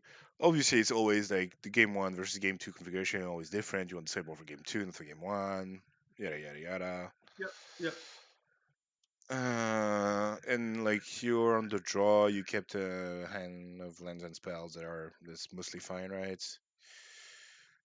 Yeah, there's like, I Mm, mean, if you know, the untapped lands don't make blues. We have crab, so if we want to get crab yeah, online, we have to play the triumph first. I think that's a pretty im- basic sequencing, but like again with Thief Guild and Enforcer, like you don't have to. It's not again, it's not Delver. You don't have to mm, throw it out there. Even though I sometimes I'll say the word Delver because it sometimes mm, plays that way. You don't actually need to get that thing out there super early. It's fine to play that thing turn three. Like nothing wrong with playing it turn three, turn two, whatever. yeah. In this specific hand, you have ring crab, so you want to play a crab and like get on with your life. But Absolutely. I found also that there's like instances where you want to hold on the enforcer while you can get around Elspeth's Nightmare. Yep. Or Bone Crusher against the red deck. Yeah, those Yeah, situations come up too. it's hard to like it's a hard balance, obviously, because you can get pretty hard punished. And yeah, now that like you have a target for Elspeth's Nightmare, just no reason to not play the swamp you're gonna play want to play enforcer anyways. Yeah. They only have like two extinction events as well, so So the opponent's draw when mm, you're on the draw, like you really don't want to see the Wolf Willow mm, Haven gets them a pretty big lead. yeah, You also don't want to you know things like Elspeth Nightmare are nice, and so the fact that they're putting Yorion in their hand turn three, no yeah. turn two play, That's a good really sign good usually. start. Yeah, really good start. Here, interestingly, like I don't have two blue, so I can't have a counter and a wind robber. So Yeah. pause the video real quick. See if I mean what would how would you approach this turn? Um. Opponent has five cards in their graveyard, so they're about to have eight no matter what, right? I'm Yeah. going to So play a land. that's good. I think your lifestyle doesn't matter too much. So like playing the awakening untapped is not like Yeah, a sure. deterrent. Um. I think I would put lures in hand because there's. I think crab is not a great card in this matchup. I don't think you wanted to stick that much. Like it did its job. It milled six cards, and it's like exactly what the right number of cards you wanted to mill. Because it's hard to go through the entire 80 cards. So if they have a sweeper right now, it's fine. The other card you can have is Binding of the Old Gods, which is okay, like what like a very Knocks uh out a threat. yeah, just like Yeah, it's just some random removal. Okay, it's a good card. You're gonna like give access to their game plan, but you have two counterspell in hand, yeah. so that's I good. think And it's like mm, yeah. So the note I have on that is it's not just like possible they have binding, but when they don't do anything on turn two and they put Yorion and they hit turn three, they have Mm. binding like a lot. Like it's Yeah, oftentimes binding because like there's some reason you kept. There's only like there's a reason you want Yorion that bad. Like it's really I think you want to sort of if you're when you get used to playing against this Yorion deck with binding, whether it's actually the historic one or this one, whatever, that pattern to me, my brain is going, okay, I'm assume they're going to play binding turn four, like because that's so often what's going to happen when that's their line. yeah, and so probably the enforcer is gonna get the cut with the binding. I don't think you want to be fighting over bindings. I think you can start to fight on Yorians, but like the 2 for 1 they get from binding is not like good enough in in my opinion. You want to be fighting on the like their threats, their big threats. So the ultimatum, the gag route, etc. Your creatures are somewhat expendable, especially with Lurus. Yeah, And I think, but so I don't think I agree, and I have no idea what I did in the game. But looking at it now and having some time to think about it, I think it's like pretty tempo positive here to just negate a binding and and the thing is, like, if I get lures in my hand and then like my opponent plays binding, I still can't play the lures because I have to counter this stupid Yorion. So I might end up in a spot where I'm sort of like perpetually behind, and I have this lures in my hand, but it's not that great. Whereas if I just like attack for three, counter binding, now I can even like play wind robber, draw a card, try to get a second blue, or I have some flexibility because it's no longer a big deal if Yorion resolves and it's not a big deal if Gargoth resolves. I can actually tap out. Whereas I think if I let Binding resolve, then I can't really tap out. So I think staring at this now, I think it might be better, even though in general I agree with you, it's not always great to fight over the little stuff. Our opponent hasn't done anything yet. So in this spot, countering the first thing they do actually seems pretty good. okay, yeah, I can see that. Yeah, I guess if they have like a haven or even a tomb or a yeah something going on. Hmm. Yeah, I guess the fact that they put Yorion in hand makes it a bit more I think threatening. that's the big note. That's my biggest Yeah. note here is just to think about like how often they have the binding. Again, I don't know how the game plays out. I honestly don't remember, but so often they have a binding in these spots. Yeah, the I think one of the deciding argument for me is that like you have like just you want to cast a blue spell, right? It's the we had the similar situation in the previous hand where Right. you have those 4 black spells and so you want to use your black mana and like get on with it. And here to get the lures like you there's like it doubles down on the unspent mana, Yeah. right? Yeah. It's true. I mean, yeah. All else equal, when you're bottlenecked on blue mana, you try to cast a blue spell. I think that's a fair way to think about it. Also, it's like a shortcut. They So I go have for three. they have disruptions in their deck that is like maybe they're oh yeah, but you're never gonna fight over and eliminate in this turn, right? So Yeah. So you can see, yeah. So you can see, I'm playing to potentially counter a binding. For all the reasons I said, it's not actually binding here, but this is even better. I mean, they don't even hit it. oh Uh, yeah, oh no, this is just perfect. I hit him with an Like emote. That's my bad. It's no, a it's I'm just joking. I like to mess with folks with the emotes. Why not? Life's too short to care about whether that's. yeah. You gotta have fun. You gotta have fun. I draw blue source, so everything's good. So it all worked out there. Hmm. Our opponent, like from our, so there's not much else. I think we've mined sort of our decision map here. But from the opponent's perspective, you have to be thinking about whether this is a keep from them, right? Like they had, it looks like they kept seven. I didn't actually count, but it looks like they kept seven. Maybe they mulled to six, but these draws where your deck just doesn't do anything, it's like yikes. And then I played in a way that like a sort of assuming binding was coming or whatever. But if they don't have it, like you can see, it still works out fine. Now I still have my negate, like I still have my drown, like it's all good. So I'm wondering whether I'd love to see what the opponent was up to and where their strength is, but they Yeah, probably have. they did not mulligan this hand. They kept 7. Yeah, so I've got to think about Hmm. now also from this now going back to like my mindset as rogues. I'm also still thinking like why did they keep? So maybe they have Pelukanos Gargaroth or something like that. Right? I have to be in that mindset. I like to when my opponent's opening is surprising in some way. I was say, okay, what does that surprise tell me? I'm Yeah. surprised my opponent hasn't done anything yet this game. So like Extinction Event, that's like a fairly likely card. Like Mm. Gargaroth, like something like that is very likely because they're not just going to keep like Ultimatum, Ultimatum, Palaka, like those aren't good hands. So Extinction Event, Gargaroth, like some Pelucranos, I was expecting to see something like that. Here, like, I mean, there's in theory I could just draw my card and move on, but Yeah, again, now like you have double counter magic, and you know, the fact that they like took 3 damage for free, yeah, yeah, probably at this means you point, want to counter it. I So clearly have an opportunity. I keep saying like, mm, play the game like Delver, like that kind of thing. Where yeah, here, like with double counters and some pressure, mm, this game is going to be a lot easier with mm, pressure. Wow. yeah. So So that's a opponent bit of a has blowout. certainly that was something to Mm, keep track of in the list. Yeah, opponent has 2 dispute main and one yeah, dispute side. yeah. So they So even milled though we're one of playing them, so you have the other one now. this is This is no, pretty that's tough. not. The fact that we milled the Pelucranos makes it pretty tough, right? Because now it's a race of Yeah. Oh, basically it's definitely. So, you versus the Pelucranos. Can you kill them before the Pelucranos gets you eventually? Because it's gonna happen. Like it's kind of the same with the shade. And I think now, yeah, put the lures in hand for some reason. Like you have to do yeah. something. So I get the lures, and thankfully, like if I had done it earlier, it would have got Palaka predation or whatever. But so I have Yeah. access to lures. I don't have a clock though, so yeah, this is pretty scary when your opponent has Pelucranos.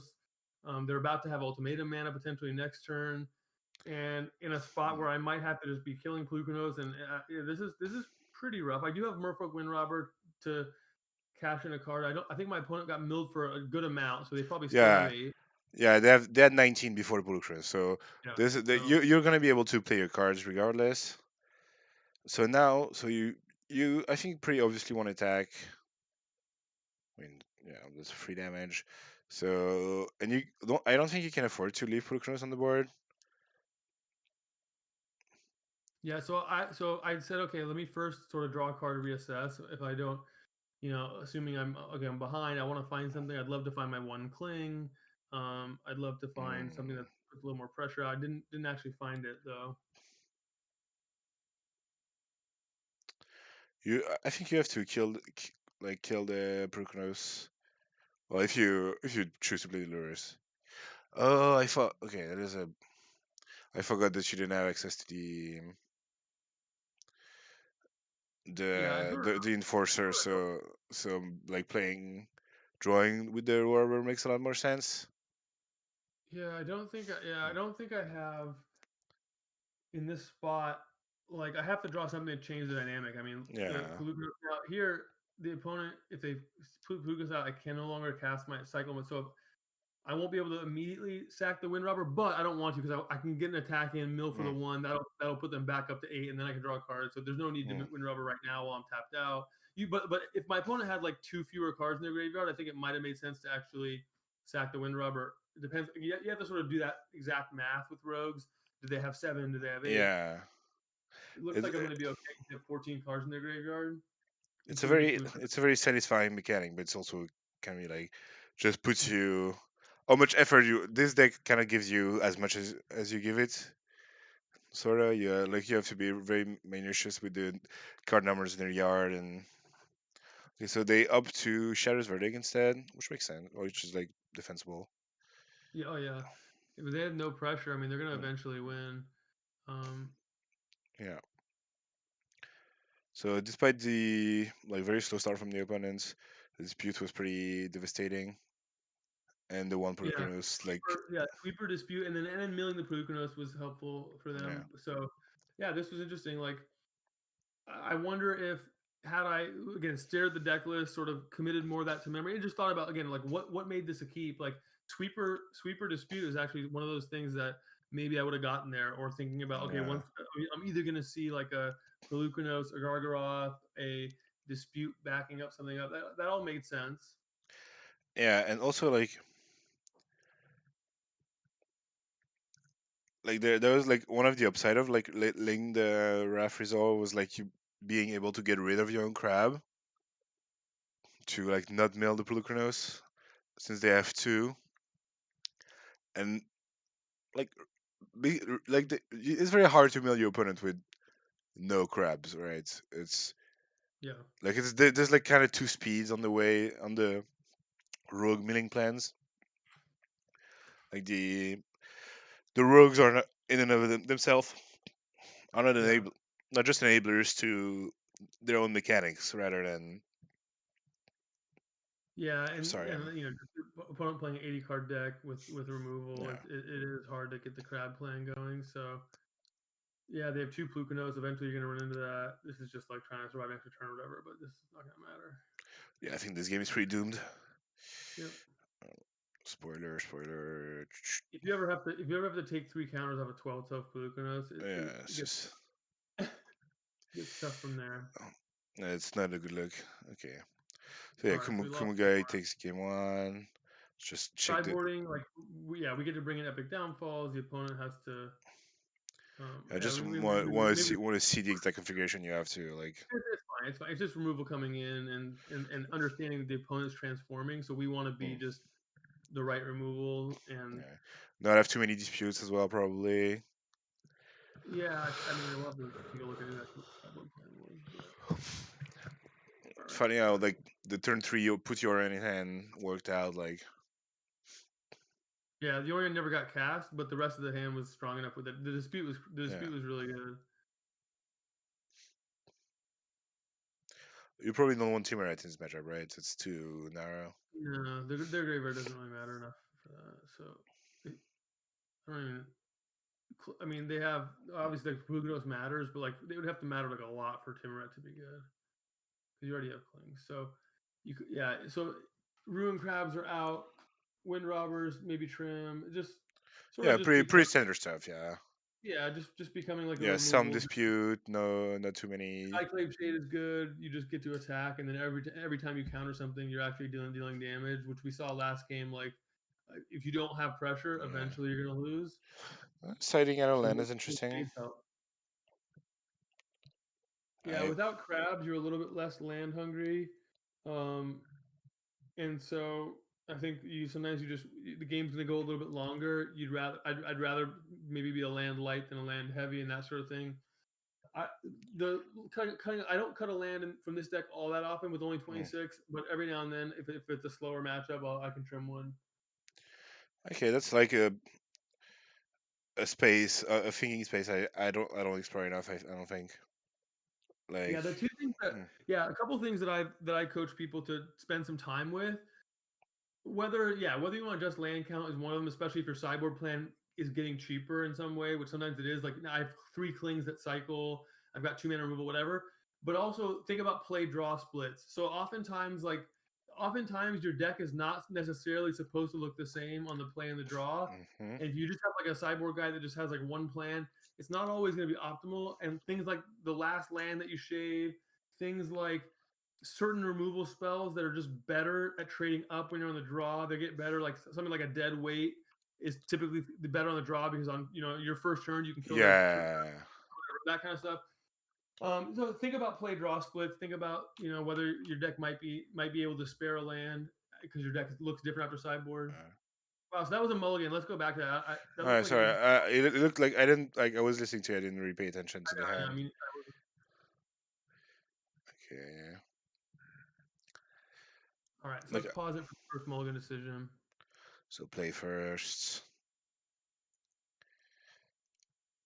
Okay, so I mean, there's a. I ended. I probably would have kept this hand. So, but there's a few things it's not doing well. Yeah, Hmm, this is a really good hand for coaching. This is a really good hand for coaching because I think that there's a hmm, natural instinct to see some of your best cards and to see lands, and there's a pull to like this being a good hand, right? But I think if the way this hand actually plays out on the play, it doesn't do a lot, and you kind of like and you took your crabs out of your deck. You sort of need to draw like exactly the perfect card, so it's sort of like I mean, if you had if you had like 8 lands in your deck, you would not keep a one land. Like you wouldn't even think about it. But this hand is like if you don't draw one of those 8 rogues, it doesn't do anything. So it's yeah. kind of like kind of like you have 8 lands, you need to draw one. Like so, this is a really good hand for that reason because I think that the first instinct is going to be that this looks like a normal hand. It looks like a keep, feels like a keep. But think about what these cards actually do. Okay, so there's a couple things like going on. I think this hand is specifically very weak to the card duress, and Maze my Tome to some extent. Like I think in this matchup, you can afford to cast into the story for 7 mana. That happens like a non-zero amount of the time. It's not like obviously it's not ideal. It's not like a constructed playable card. Sure. 7 mana draw for, but I think it's but yeah, I think there's like too many like cards that don't do anything. Like you only have like basically this hand has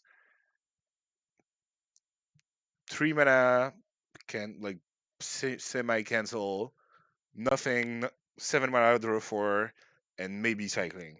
So like Maybe, but not right away. yeah, and not Yeah. right away. So And so, yeah, so I mean, I think that's all right. That's all. I mean, mm, that all sounds mm, correct.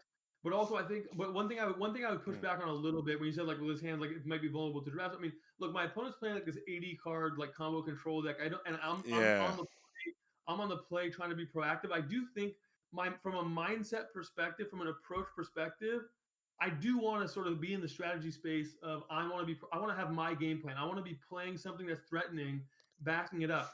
I want Mystical Dispute to be good because my opponent's under pressure to use their things on time. If I don't do anything, my opponent's eventually gonna, they're gonna cultivate. Eventually, they're gonna just have something that I can't yeah. deal with or whatever. Or So I just think just like, like just play a coma and yeah, exactly. Like yeah, I think, right. We know they're gonna be loaded up on things like yeah. Fluke, Coma, whatever.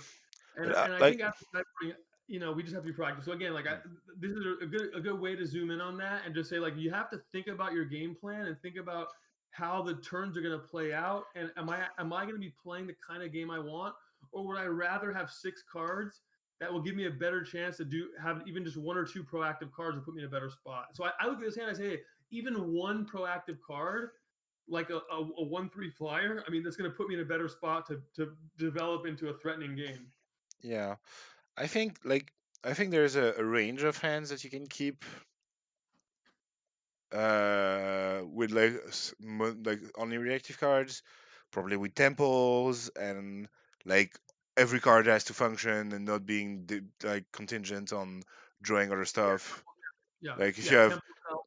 yeah Temples like cards that don't require yeah their graveyard to be filled help. I mean, those things all would help, and this doesn't have that. So I think here, like yeah it's a pretty clear mm. mulligan to me, even though it looks Yeah, for it what it looks is. like yeah lens and spell and yeah probably like now that you mention it I probably agree with it, but like I'll also like aggressively mulliganing like like one of the problems is this hand doesn't really it's not really a functioning hand, right?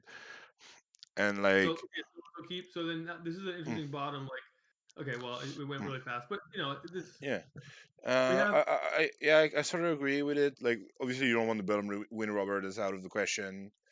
I think out of the two removals like downfall is almost strictly better, like or for the most part like way better yeah, I guess than against their deck.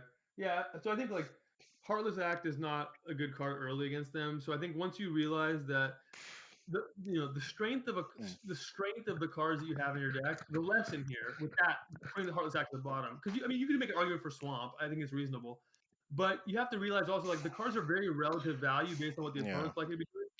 Heartless Act just isn't all that strong against them. I mean, yeah, eventually you can kill yeah a Yorion. Yes, you have it for Gargaroth, so like that's going to be important at some point. But you already have Epic Downfall. So here, like the most important thing seems to be developing some kind of game plan. Even having the third land to put lures in your hand could matter because that might help you mm, recover from a sweeper. So yeah here, I think yeah like Heartless Act not at its best here, and not early especially because it's not the mm, earliest you're going to really want to use is like turn 5, whatever. So Heartless Act becomes, I think, a pretty clear bottom once you think about like what that card's doing in yeah this matchup. I think like bottoming into sorry is just playing too scared. Like you don't really want two removals anyways. Like it's like obviously Yeah. you'd rather have it in your hand than on the bottom of your deck, but Well, and plus, like, I mean, look, mm, you've mulliganed on the play. Into the Story is going to be one of those cards that can get you a real advantage in the mid game and can have you developing into something really powerful. Whereas if you start to bottom that and you're just playing like one for one removal and a 1/1 threat, it's not going to be scary enough. This is not looking good. I mean, look, I mean, this is Yeah. you're not thrilled to have Not what lo- you have. not loving your chances from this spot. Yeah, Yeah. it's not looking great, but at least we do have outs. We can if we can mill a little bit more into the story, can pull us back into it. Mm. If our opponent stumbles, we do have the ability to like to kill exile the first thing they play, so that'll be nice. We can at Yeah. least like probably in this game trade a 2 mana spell for a 4 or 5 mana spell. So if we Yeah. can draw, we're only perhaps a tool or two away, but it doesn't look Mm. great. So okay. So like my like the way I was envisioning the hand is like if you don't draw dispute, what are you like? You probably want to lure us, right? There's like the bluff value is very minimal, especially this early in the game. Um, so probably would have like put lures in the hand. Yeah, you have to. I mean, yeah, Mm. you do have to worry a little bit about like Elspeth's Nightmare, but I mean, we know the opponent has two in their 75. Yeah, Like we're not we might not be in a spot where we can play around a two of like that sounds kind of crazy. So they're yeah. not Plus, even if they even if you like keep three in that mana, are they like not gonna play it? Like what's how much of a right. deterrent is it? Like if you keep three in that mana and they play it, I mean you lost everything basically. You Well, didn't yeah, like. Mm, in theory you could dispute mm. it, but like, but yeah, I think the broader Yeah, if you uh, start playing, if you start playing around like the perfect card mm, when you're still stumbling, it's sort of like we talked about in game one of this session where we said, hey, yeah, if if I'm struggling, if I'm not on solid footing, if I'm sort of on the back foot, I have whatever you however you want to describe like being yeah. behind in the On game, the in the losing position, yeah, in the losing in the disadvantageous game. position. I've got to find a way to pull ahead and I got to take chances. So here, it feels like I'm a little bit behind because I don't have that practice strategy, and I might even need that 3 power attack or whatever. I'm going to probably play a little bit aggressively, take chances for sure. Yeah, So let's see how this plays out. I don't remember, but I'm milling slow and steady. That's good. It's not nothing, especially because like at some point you start to like counter one, mill one. That'll eventually yeah, work. So if our opponent like cultivates here, they put a card in their graveyard from cultivate. And we can go like mill one, counter one, mill one, counter one. Like that's the kind of thing to keep an eye on because all of a sudden into the story becomes castable. That's a way to win a game like this. yeah, We're gonna learn something potentially about what our opponent's plan is based on what they take. Like if they don't, if they, mm, they take epic downfall, obviously like we're probably gonna see a Pelucanos or whatever. If they take into the story, then thinking about playing a little bit of a longer game. So this is an yeah, interesting position for an opponent. Opponent has 7 other cards, so again, when my immediate reaction is like, okay, let me see if I can learn mm, something about what's going on. They take yeah, into the story, so it doesn't tell us a whole lot, yeah. right? I think Tell us about I think the only way that you get a lot of information right now is with this specific hand is you have like basically your hand is two parts, a part two cards and a part three cards, and there's one of the two cards that it cannot take, the lures, yeah, and your cards are again pretty interchangeable. Yeah, like some space, like there's some room to wiggle around, but if they take an interactive card, it's I don't think like the fact that they take into a story is very telling. I think it's pretty much the default. yeah, Like yeah. That's the best. like they just take the best card they could. The only way you could get information is they specifically removed one of the tree interactive spells, right? Yeah, exactly. I think Hmm. like yeah, I think like Epic Downfall would probably be a pretty big indicator that Pelucanos is Yeah. coming. It's the only like clean answer Pelucanos. And so, anyways, like if they duress Mm. Epic Downfall, I'm gonna really update the likelihood that I'm gonna see Pelucanos pretty soon. Now I have a call to make. Do I want is this 3/2 attacker enough of a reason to Mm. only have dispute up? Something to think about. How many cards do you have? Four, five, five cards probably. Or in the opponent's yard, nothing to bring back in my yard. Three, four, yeah. Yeah, I like playing it right now. I think their deck is pretty dirty. They only have two extinction events. Like Yeah. their Wrath split is 2 and 2. They probably have fewer bindings post board, like maybe even zero. Oh, they have this in their deck. That's interesting. So yeah, so I think like again, like also, I think the lures is going to be the play a lot there because we talked about this over and over again. Like we're behind, we're going to take chances. I think like it falls into that Yeah. category. Also, I need to get some pressure. I need to be able to force my opponent to tap out, not just like and have them get punished when I use drown the lock, right? Like or Mm. mystical dispute. So to get to that state, I have to sort of take chances. I have to put things on the board. Yeah. Plus, like, I mean, I didn't expect Carvec to get in. I like this is debatable whether you want it or not. This is near nor there. I don't think. But now that it's here, like we probably still want to like handle it. Yeah, And I also was surprised that Karavik got cast, although maybe I shouldn't have been, but I was. I remember that. And yeah, like again, you have to like you said, mm, okay, it's here. Let's think about what it means. What it means is like if it sticks down the board, I have not have any clock. So yeah, clearly, I'm gonna have to kill it. It's just a matter of whether I use epic downfall or drown the lock. Now that yeah, my and opponent's and and, th- graveyard, and then like, what do you do afterwards? Do you want to play the wind rubber or not? yeah, yeah, Uh, okay, so we can do a bit of like tight math. So they probably don't have extinction events, otherwise they would have played it. I think we can cross this out. Um, there are two shadows verdict in the deck.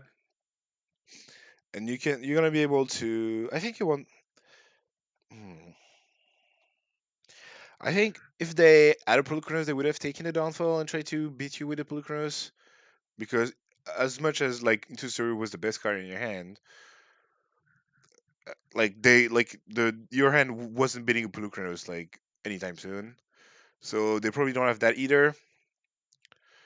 So I think it's pretty safe to use the downfall here. And now the question is whether you want to play around Shadow's Verdict, which is the next like big threatening impactful card. Because anything else that they can resolve is whatever. And Like, and I think I've already hinted at like sort of my general approach in these spots because my opponent's at 17. I mean, sure they're about to be at 14, but like they're 14 life with five cards and 4 mana. yeah, And if I just try to like if I try to like say go, because in order to have drown and lockup, I have to like not play the wind robber, have Thief Guild Enforcer, but then I lose a whole cycle of the wind robber and I lose the mill too that I get from the wind robber. So like I can't. I'm gonna. I imagine that I get aggressive because again, like the way to win these types of games is you fall behind early. I'm gonna try to take some chances to get back in, and then all of a sudden I might be ahead. And now mystical dispute and drown will be really good. So yeah, we'll see how. That's my thought process. yeah. I like it.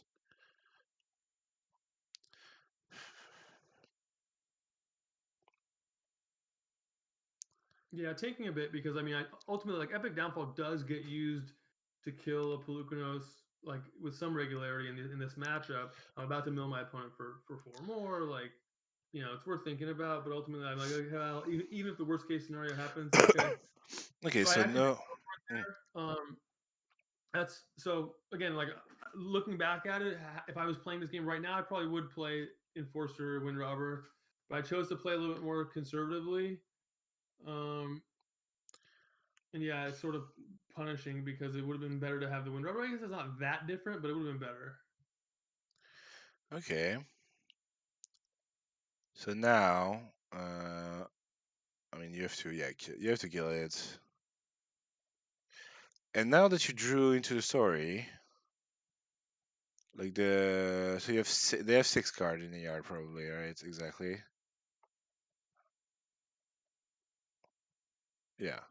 This is kind of a this is like that's a pretty like advanced play. Like I mean, it's not obvious to do that, but Yeah, I like so it.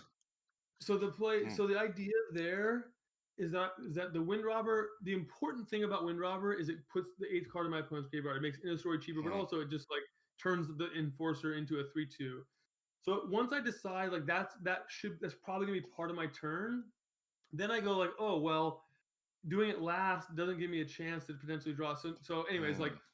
that play actually ends up. I think it looks pretty strong. The fact that I drew an island, but even if I don't, then my turns probably looks almost the same because then I get to. Yeah. I'm still going to use drown, right? I'm Yeah, you're still going to have not gonna let them tap with. Yeah. So once you realize that like sort of it's gonna look the Mm. same either way, you might as well do it in the right order, and so that way you give yourself a chance to draw an island, right? Yeah.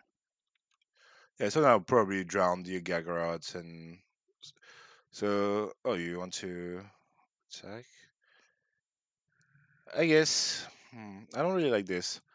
I think like I think Yeah. what's happening here is basically you losing three damage and that's it, right? Well, it depends if you want to end the story and just take a hit. If you think your opponent, Hmm. yeah, it doesn't look right. So I wonder, it doesn't look Mm. right because the Gargaroth, getting to attack sounds pretty bad. They make a 3/3. None of that sounds great. But if you think like, hey, into the story is my way to really in this game to get ahead, and then I'll just drown it next Mm. turn or whatever. Possibly you want to go that way, but yeah, it doesn't look right. I think So the let's fact go that I to it. like I can see in some situations where like could be better. Oh yeah, and you change your mind and decide to. Yeah, yeah. Okay, yeah. It doesn't, But like yeah, the it fact doesn't that look. you have dispute makes it so likely for the into story to resolve next turn. And if because they cannot play Drogo with you, they're losing the game. You're drawing two cards a turn already, Yeah, and they're taking 8 damage. So they're gonna play a spell in their turn. So the dispute is gonna hit.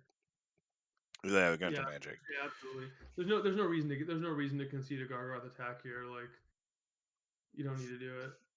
So I've got my full control up just in case, but doesn't really matter. And that's pretty ideal. Yeah. Yeah, the last couple of draw steps were really just just about right. And now I think you have the luxury to just say go. Yeah, Yeah. don't. Yeah, I'm not gonna Mm. not even gonna need the next story. I mean, your opponent's at two. They have Yeah. to do something pretty impactful, and you have Yeah, disputes. and So there's like no chance they have a removal spot removal. So I mean that yeah, they so had the spot removal like earlier on. So now they would need to like, and then those would need to play around dispute. So yeah. so Anyway. now I saw Karavak. So Karavak makes Heartless Attack a little bit better. It makes Wind Robber a little bit worse. I might shave a Wind Robber here. Yeah. Um, yeah, and in fact, that's what happened. So like, I think like that's another thing we talked about sideboarding and plans and sort of. Yeah. I think like, thinking about play draw splits, not just play draw splits, but like you learn about what your opponent's plan is. You better be making adjustments. So if I expected my opponent to like take out ultimatum, but I saw they had an ultimatum when I was milling them, the nice thing about rogues, one of the nice things Mm. about rogues, you actually mill their deck. It's good in game two to take a look at what their plan is, and you can actually Yeah. learn about Like their configuration. one of the like secret upside of the of Yeah, rogues. you can learn what's going on with their strategy. So Like, yeah. okay, here we have another mulligan. So Yeah, so we're Mulligan pretty is obvious on the there. basis Stuff like of this. nothing in hand. Okay, so here probably wants to get the off one mine on the bottom. Like it's Yeah, gonna. it's not fun. Mm, We're on the draw, so you don't have a whole lot. You don't. It's not a great use yeah. of 3 mana on the draw to get 2 cards. So You it have a doesn't pretty look great. like you have a pretty strong like like you have a pretty strong plan that kind of works itself out, and then you get Tuluris. Like off one mine for three is obviously fairly mediocre constructed card, especially on the draw. On the play, maybe Stroke is like arguably a better bottom or Drown, but Drown is basically like it's they're gonna Yeah, have 5 cards I, in their yard minimum. So I think mm, that's the right. I think you're going down the right path in terms of progression on the play of what mine's going to play a lot mm, better in this type of hand because you're going to have more time. It's going to just be like easier to squeeze it in and not you'll it's just sort of you have that luxury of, like you want to be trading some time for some cards potentially on the draw you don't and also like disdainful stroke is actually like going to be really strong in your double thieves guild of force hands. It's probably even on the play I'll probably just keep it because I'm going to have so much pressure on my opponent in all likelihood that they're yeah, going to probably end up relying on something like a Pelucranos Gargaroth extinction event. When I have a double Thieves Guild Enforcer hand, for them to come back without one of those sounds mm, pretty unlikely. So I'm probably going to want to keep that. yeah, I agree. I mean, it's the like longest, easiest way to win Magic disruption and pressure Yeah. combined. Um, probably doesn't change anything. Probably still want to. Yeah. So there. So like again, like there is somewhat of a temptation to go Mm, like, oh, get the enforcer. But remember, you're only missing one damage by if yeah, you play these things both on turn two. So Am I gonna want to give my opponent one life to have a come into play untapped land later? Like Mm. absolutely. So that one's like don't trick yourself into thinking this is an aggressive draw. I can go enforcer. Like you Also, still there is a very very strong upside of not giving them a window to play Elspeth's Nightmare, which is like yeah, that's true mm, too. It's not out there for Elspeth's Nightmare like that. Yeah, that's a good point. 'cause- That's certainly can be a piece of it. Here comes a Haven. It looks like that's either a Haven or a really good mm. Haven bluff.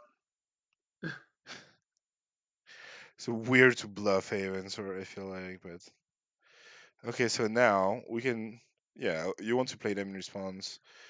They have the Dwarves disruption, but that's it, right? For 2 mana counter magic that can hit it. They probably have the card they're probably representing is dispute, but Yeah, that. yeah, but Mm, I mean, mm, they're repping dispute, but they have yeah. disruption. So it is Mm. important that you play those in response to Yeah, dispute. it If is. It is. I agree. you don't like it the second one, you don't. There's no reason to get the second one. Yeah. Disruption. Yeah, and like also they it likely means that they don't have eliminate or protect. Yep.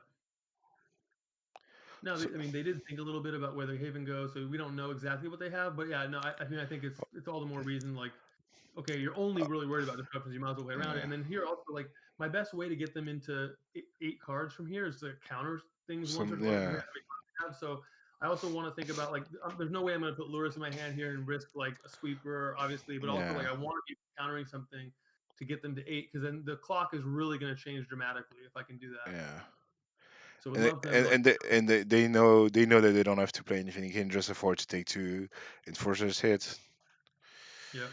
and the dynamic is gonna change. And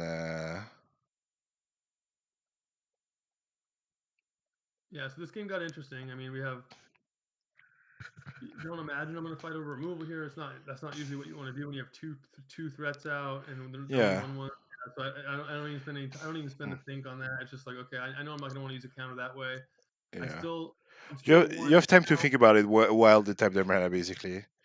Yeah, yeah, Mm, and you just kind of it's just sort of obvious. And then yeah, now at least now they have 7 cards, so mm, now I know like as soon as I counter something, I'm mm, going to have a 3/2. I'll be able to pressure, and then pretty soon I can get lures involved. So it's okay. This is a close yeah. game. It could go either way, obviously. And there's also the mental note that there's a decent chance they have a dispute in hand. So if you counter it and then they pass, they play their big thing, you shrug, they dispute, and they're probably like it's probably game over from this point. Well, not game over, but you're in the disadvantageous spot. Okay, so they played slow still. Yeah, and and obviously, like it looked like they have a dispute before, so it certainly looks like they have it now. Yeah, But we'll have a chance to like here's like a pretty like it depends. Like if we really give them credit for dispute, we might not put Lewis in our hand. It would be pretty just giving them a lot of credit. conservative. Or if but the other thing is like remember like after sideboard, like what are they actually resolving? I mean, they're resolving stuff Yeah, that like tends to die anyways, right? So I yeah. don't The fact actually that the fact that you drew the second log makes it like much easier. Like yeah I think Yorion is actually kind of threatening, but the way they don't they don't have triple blue right now, so yeah. and they don't have that many untapped blue sources. Like that obviously that's fine to resolve. And like now the real war begins. Yeah, and the thing is, like, I mean, and the Lurus, I mean, is gonna be like, let's say they did, Yeah. let's say they do play a blue land and they have dispute and they fight and get the Yorion. Uh, I mean, then we have like drown, and now we're gonna have eventually no. like we'll have Lurus and more threats. Like, it's And gonna, also enforcer trades with Yorion. Like the right? Yorion is like a very fancy land or visionary. Yeah, yeah, Well, other and visionary rather. especially if your follow up is Lurus, play it back, like Yeah. you're fine.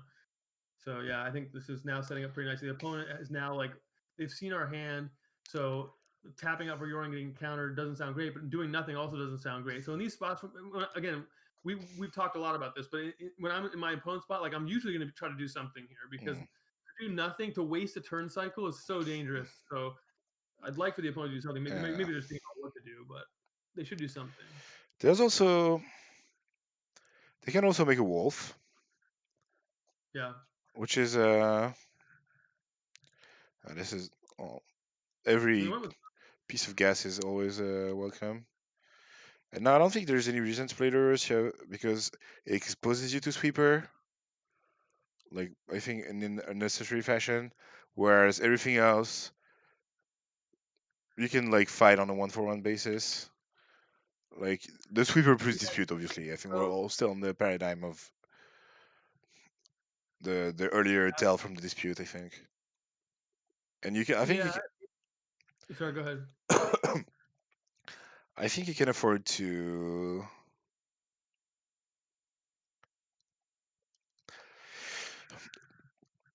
The problem is that their threat is kind of dealt with already. Like Yeah. it's all accounted for, right? Their And biggest their biggest threat is a sweeper, but they're hmm, about to scry too, and I'd be a little bit worried about not having a lot of pressure. I mean, this is a 4 turn clock with just the enforcer, although playing Lures doesn't make it a 1 turn clock either. So there's some yeah, maybe playing Lures next turn might be good. So then we'll have yeah, a 3 turn. there's a like probably they're like at some point want to play other cards because it's hard for them to. They, the best way for them to play multiple spells in a turn is to like Dispute. disputes and spot removal. But this list has very few spot removal. There are 5 left, and like they played the rest already. Like so, if you force the action, like they're gonna have to force the action at some point, and you want to be better set up for this. And they keep taking damage, taking damage, taking damage. And if the action, like they cannot force a sweeper right now. So if like the game goes, they play some fatty, you fight over it, it dies because you're gonna win this fight anyways, and you do it over once over, and then like at this point they're close to dead. Whereas if you lose the fight on the Lurus, now like you kind of the inverse situation where they have like a better scaling than you do. I don't know. It's this was not very No, eloquently put. I think. yeah, it's an interesting spot. Like I think I'm probably leaning towards not playing. I think not playing Lures is probably slightly better, but it's close. I think like you're just pretty unlikely to lose like a creature in this spot because of the way Mm. your hand shakes out. So I think you ought to be thinking about sweeper, and then sweeper dispute is like pretty scary. And even if they just have like 2 disputes and they dispute your lures, that's not great because you just have to let it happen because otherwise you tap out. So Yeah. probably Yeah. probably better to stay go than play lures here, probably. But we'll see what happens. Yeah. Just if you, yeah. Even if you like, if they have So just the one dispute, just can cast it now, and then you have yeah, to like or like spend a drown in it on it, and then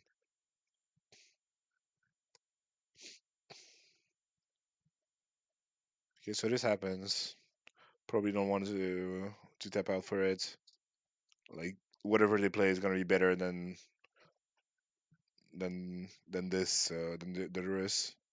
yeah, I think it probably would have been better to not play lures there. But again, like I mean, it's close. Yeah, but But the fact that it trades for dispute makes it better in a sense.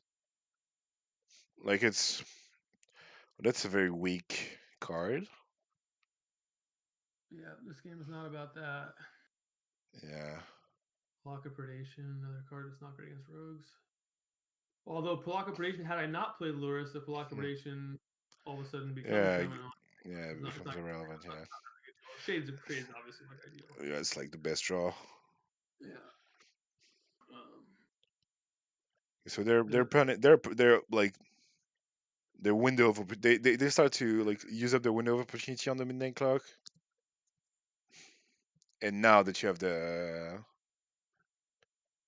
like I think they yeah, had like I think if they made a wolf a couple turns earlier, they would have been in a bit. I guess it depends on yeah. I think the problem for them was that they yeah didn't actually have the sweeper, right? Yeah, so they have like double dispute or whatever. Like yeah this is not.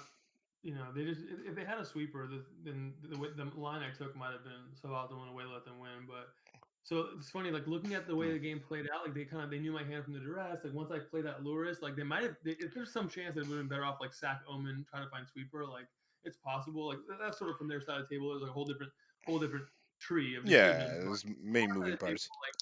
I think it probably was good to put them on dispute from that earlier play where they left blue up, and then from there could have probably played around it a little bit better.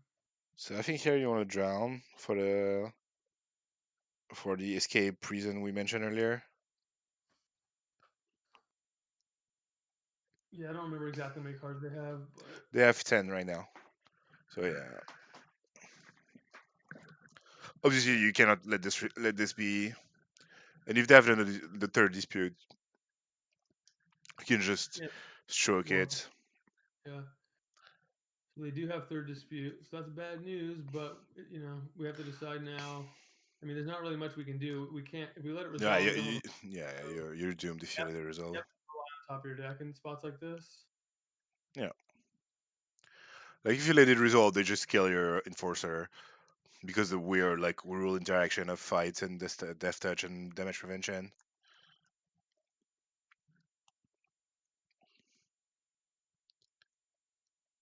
and that's excellent. Draw, yeah. So yeah, I mean, like this is a pretty interesting game where opponent drew three Yeah, dispute, and I don't. that game was really nice. That like they had a really weird setup that was like kind of hard to play around. Just Yeah, say, it just shows the value of like just being proactive and if you're the one attacking, then you can sort of put yeah, yourself in yeah, the draw the right card once or twice. But yeah, I don't think I played this game great. But it had some good moments in it to sort of step through yeah. some of the It's match. and regardless, it was interesting to like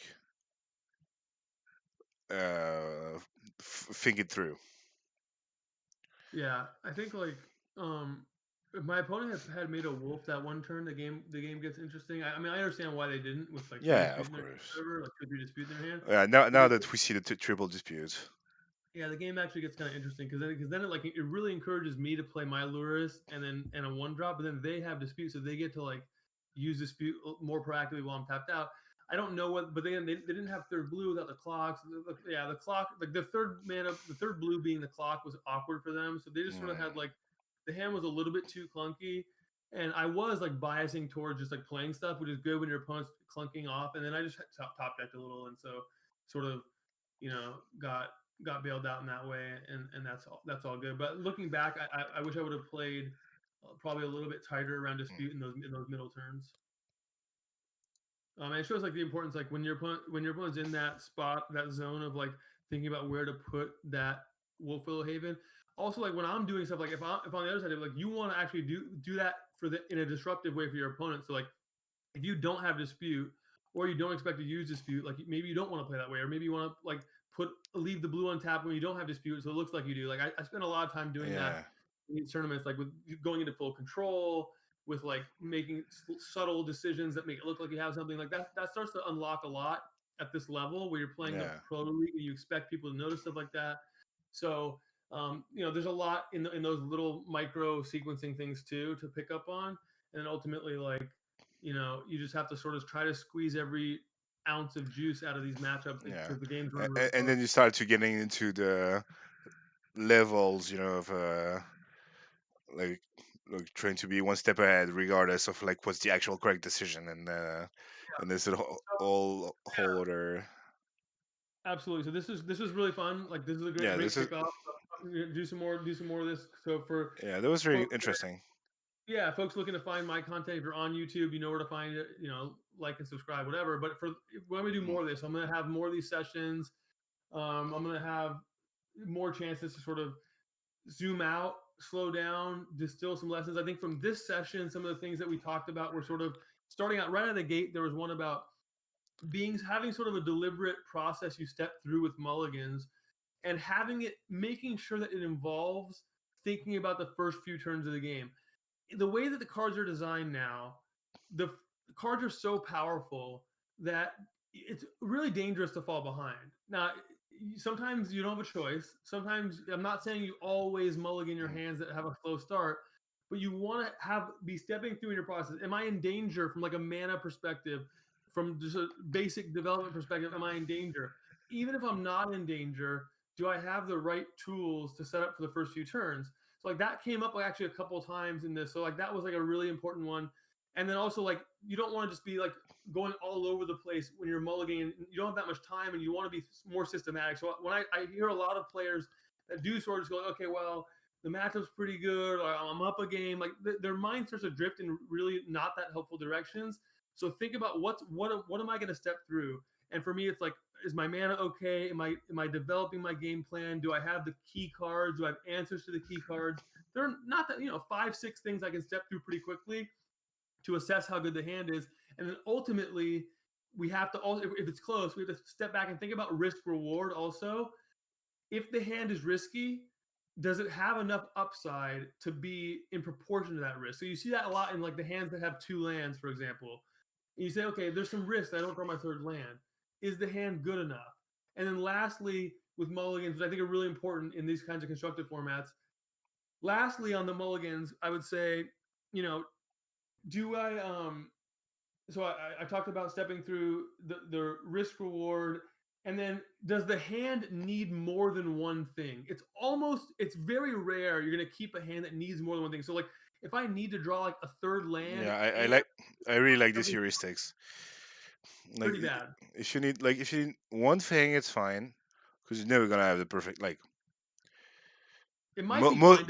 yeah, Yeah, depends on what the one thing is. But yeah, that's when yeah. you If need to. if the one thing is a first land, it's pretty iffy, right? But obviously, like there is no never. This is not a game of Magic. Is never a game of absolutes, and so always every like I tend to think a lot in heuristics in Magic, and there's some upside and downside.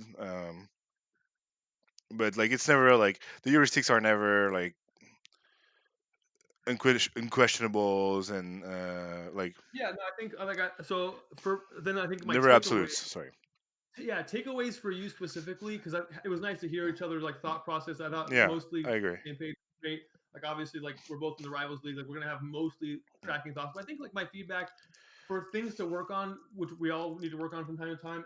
For one is like thinking about where you are in the map of different types of strategies. So aggressive, playing from ahead, behind, playing a little bit more risky, and just I think like that again, not just like for you specifically only, like for all of us, mm, like for me too. Just thinking about like I didn't like the way I played some of those turns where it was just about like poor sequencing straight up like the one drops. Like I sequenced a crab wrong, I sequenced an mm, enforcer wrong. So for me, I'm gonna take away thinking a little bit harder about those the precise sequencing with some of those one drops. And then for you, I think it's just thinking about sort of like, is there a way to actually adopt maybe a different game plan based on how far ahead I am or how much help I need, and to really, really push towards like, maybe I do need to just like tap out. yeah. And I think that came up in one of the earlier games. So, just like lessons that I think are really important for anybody to think about. Am I going too far in this direction, that direction? There's a lot of these balancing acts going on. Anything from you that you would highlight as sort of like something that was interesting that came up? Mm, I know I still will I cover. think like I think there's a pretty distinct way, like overall, like on most side of like the way we approach the decisions. I was always gonna err on the more like conservative play around side, and like hold my cards, try to find the good spot, and to etc.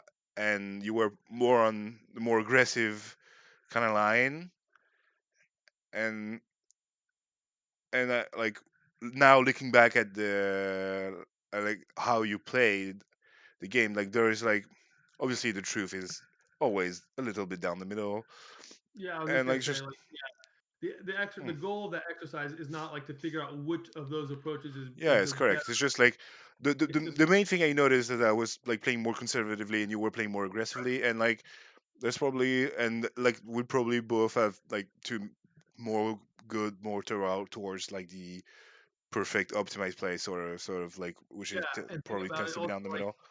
again, like it's Mm, not about playing mistake free magic or yeah. picking the perfect line. It's really like you want to add all those tools to your Mm, toolkit.